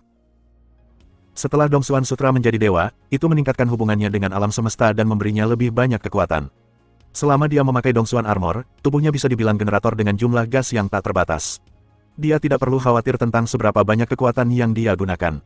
Bahkan elit tingkat tinggi yang lebih mematikan daripada Hansen akan kalah jika semuanya menjadi perbandingan cadangan energi. Belut listrik tidak tahu seberapa kuat Hansen, jadi ia terus mencoba menggunakan listriknya untuk berenang secepat mungkin. Keterampilan listriknya adalah seni Geno yang menghabiskan banyak energi, dan setelah Hansen mengejar binatang itu selama setengah hari, dia bisa merasakan bahwa itu mulai melambat. Lari, kamu terus berlari. Jika kamu membandingkan ketahanan kamu denganku, kamu pasti akan kalah. Biarpun aku membiarkanmu lari selama 3 hari, aku masih bisa mengikutinya. Ini bukan pertama kalinya aku mengejar jejak darah mangsa yang melemah, kata Hansen, merasa agak sombong. Sementara dia berpikir, dia melihat sambaran petir di depannya. Belut listrik menuju ke hutan karang bawah air dan menghilang. Hutan karang itu megah dan indah. Semua karang tingginya 10 meter, dan bersinar lembut, seperti kuil mistik kuno. Kamu pikir aku tidak akan bisa menemukanmu jika kamu bersembunyi? Hansen mengerutkan bibirnya dengan seringai menghina. Dia menggunakan area dongsuannya untuk mencari keseluruhan hutan karang. Setelah area dongsuannya menjadi dewa, radiusnya telah meluas. Dia sekarang bisa menyebarkan inderanya lebih dari puluhan ribu mil dari hutan karang darah. Dengan jarak pencarian yang begitu luas, Hansen yakin dia bisa menemukan ikan kecil sekalipun, apalagi belut listrik raksasa. Ketika area dongsuan Hansen menutupi seluruh hutan karang darah, dia terkejut. Indranya sepertinya tidak mampu menembus hutan karang darah. Aneh, apa yang istimewa dari semua koral darah ini? Itu menghentikanku menggunakan area dongsuan untuk mencari belut. Karang itu sendiri pasti tidak istimewa. Hutannya sangat luas sehingga setiap potongan karang pasti bernilai kurang dari 1 kepala kubis Cina. Hansen memandangi hutan karang darah dengan kaget. Bab 2749 Karang Darah. Area dongsuan tidak dapat mengungkapkan apa yang ada di dalam hutan karang, jadi Hansen sedikit ragu untuk melanjutkan pengejaran. Tapi dia tidak ingin belut listrik lolos dari jeratan hukuman. Jadi, dia mengambil keputusan. Dia berkelana ke dalam hutan. Jika belut listrik itu bisa bertahan hidup di sana, bisakah aku melakukan hal yang sama? Hansen mengambil keputusan. Dia akan membunuh belut listrik itu dan memakan gen xenogeniknya, apapun yang diperlukan. Memperkuat dirinya sendiri, Hansen mulai bergerak melalui hutan karang. Setelah dia memasukinya, keefektifan area dongsuannya turun drastis. Dia tidak bisa melihat lebih jauh dari karang darah di sekelilingnya. Karang darah itu seperti pengganggu sinyal. Itu melarang kekuatan Hansen menembus pilar merah yang mengelilinginya. Hansen terus melakukan perjalanan melalui laut, dan dia mengamati karang darah dengan hati-hati saat dia lewat. Karang darah tampak seperti karang biasa, tetapi untuk beberapa alasan, kekuatan area dongsuan Hansen tidak bisa mendekati itu. Meski begitu, sepertinya koral darah itu bukan makhluk hidup. Jika itu seperti karang biasa, maka kawanan makhluk laut kecil seharusnya membuat rumah di antara karang itu. Tapi anehnya, Hansen sudah lama berada di dalam hutan koral darah, dan dia tidak melihat makhluk hidup lain. Tidak ada satu ikan pun yang berenang melalui batang merah, dan tidak satu pun kepiting yang berlarian di sekitar lantai berpasir hutan karang. Tempat ini sangat aneh. Aku tidak dapat menemukan satu pun xenogenik. Apakah ini sarang belut listrik? Apakah ini dirancang seperti ini untuk melarang makhluk lain berani mendekat? Hansen bertanya-tanya pada dirinya sendiri. Hutan koral darah itu lebarnya sekitar 10.000 mil, jadi tidak terlalu besar. Hansen melakukan perjalanan dengan mantap, dan dia telah berkelana melalui setengahnya tidak lama kemudian. Dia belum menemukan tubuh belut listrik, tetapi dia juga tidak menemui bahaya apapun. Itu seperti zona mati yang tetap sunyi dan tenang. Saat Hansen merenungkan misteri ini, dia tiba-tiba melihat cahaya datang dari dalam hutan karang darah. Jika dilihat dari kejauhan, rasanya seperti matahari yang terbit tepat di atas ufuk di pagi hari. Warnanya merah, tapi tidak terlalu bersinar. Itu hanya bersinar seperti baja yang dipanaskan. Apa itu? Hansen bisa melihat cahayanya, tetapi karena koral darah, dia tidak bisa melihat apa yang menyebabkannya. Karena Hansen baru saja tiba di hutan karang, dia belum bisa pergi. Dia harus terus maju dan menjelajah. Saat Hansen perlahan mendekat ke cahaya, cahaya mulai terlihat lebih terang. Setelah lebih banyak tumpukan karang, Hansen menemukan sumber iluminasi itu. Itu adalah sepotong karang darah yang melepaskan cahaya merah. Menara karang khusus ini tampak berbeda dari semua karang darah lainnya. Itu jauh lebih pendek dari sisa karang, hanya setinggi 3 atau 4 meter.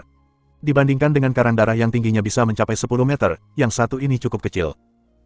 Warnanya juga lebih gelap dari koral darah lainnya. Warnanya misterius, dan mengeluarkan cahaya merah. Seluruh bagian karang tampak bersinar. Karang darah juga berbentuk aneh. Alih-alih memiliki banyak cabang seperti koral biasa, yang satu ini hanya memiliki beberapa ranting kecil. Selain itu, batang utama semuanya dipelintir. Karang darah ini, mengapa terlihat seperti naga? Hansen melihat karang darah saat pikiran ini melintas di benaknya. Bentuk koralnya jelas seperti ular.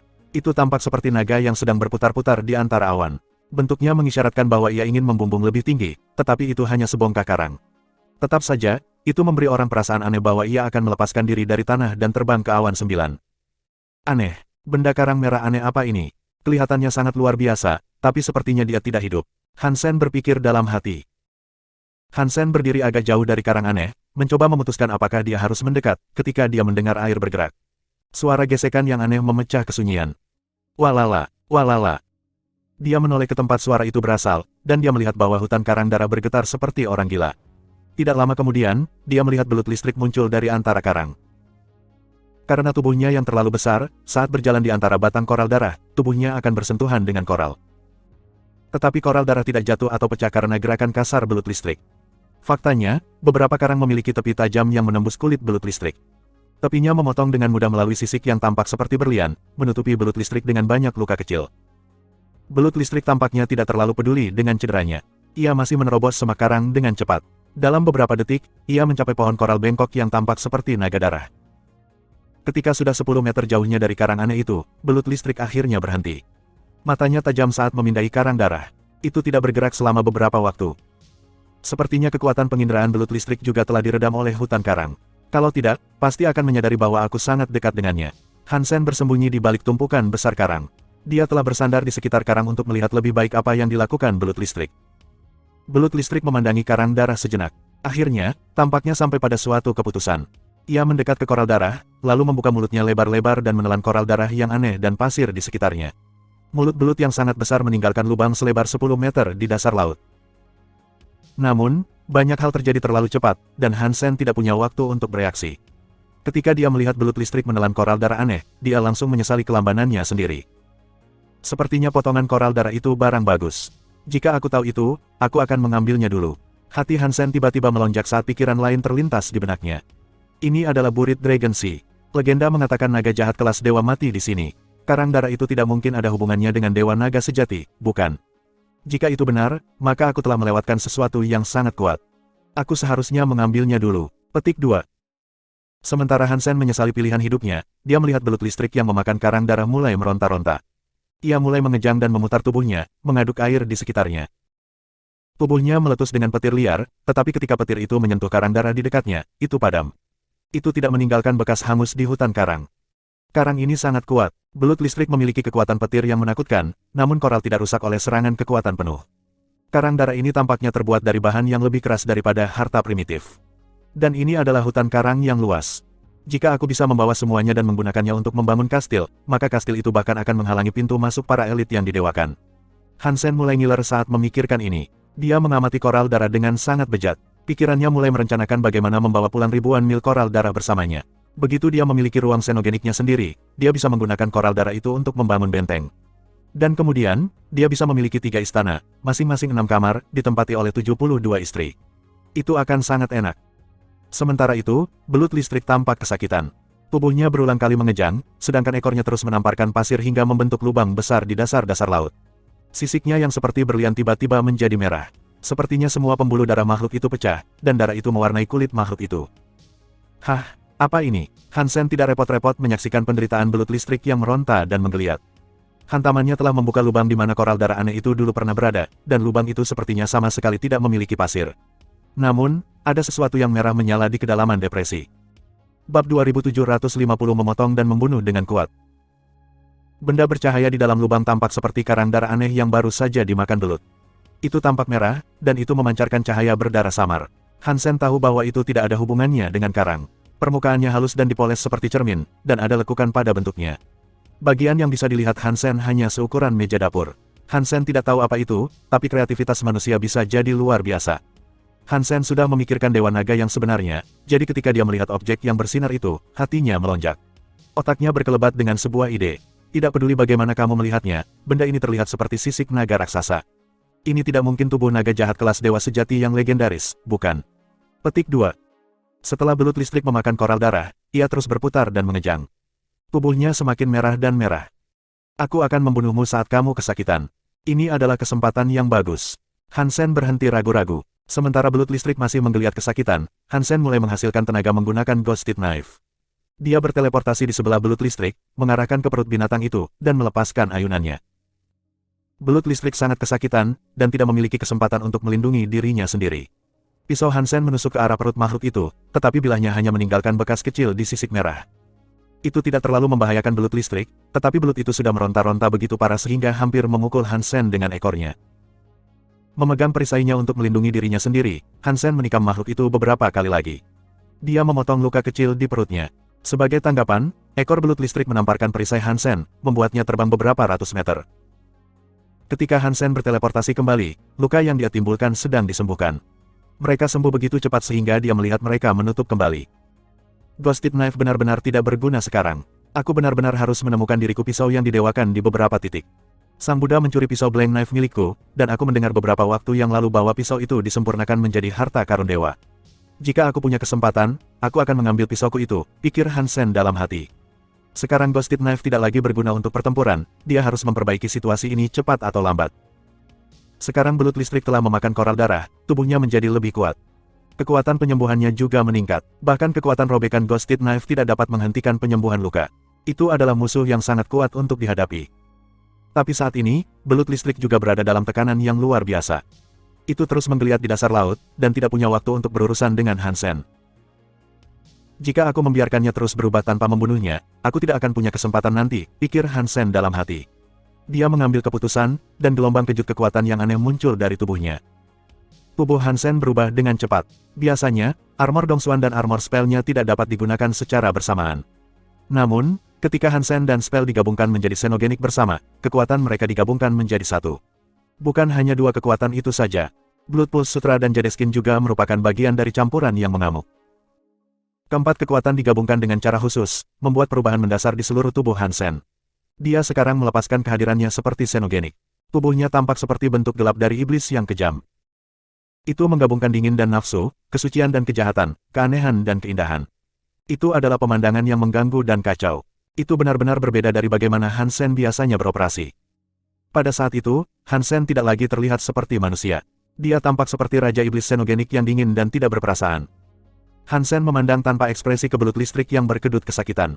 Di tangannya, dia memegang Ghosted Knife. Sepertinya telah terinfeksi oleh kekuatan anehnya.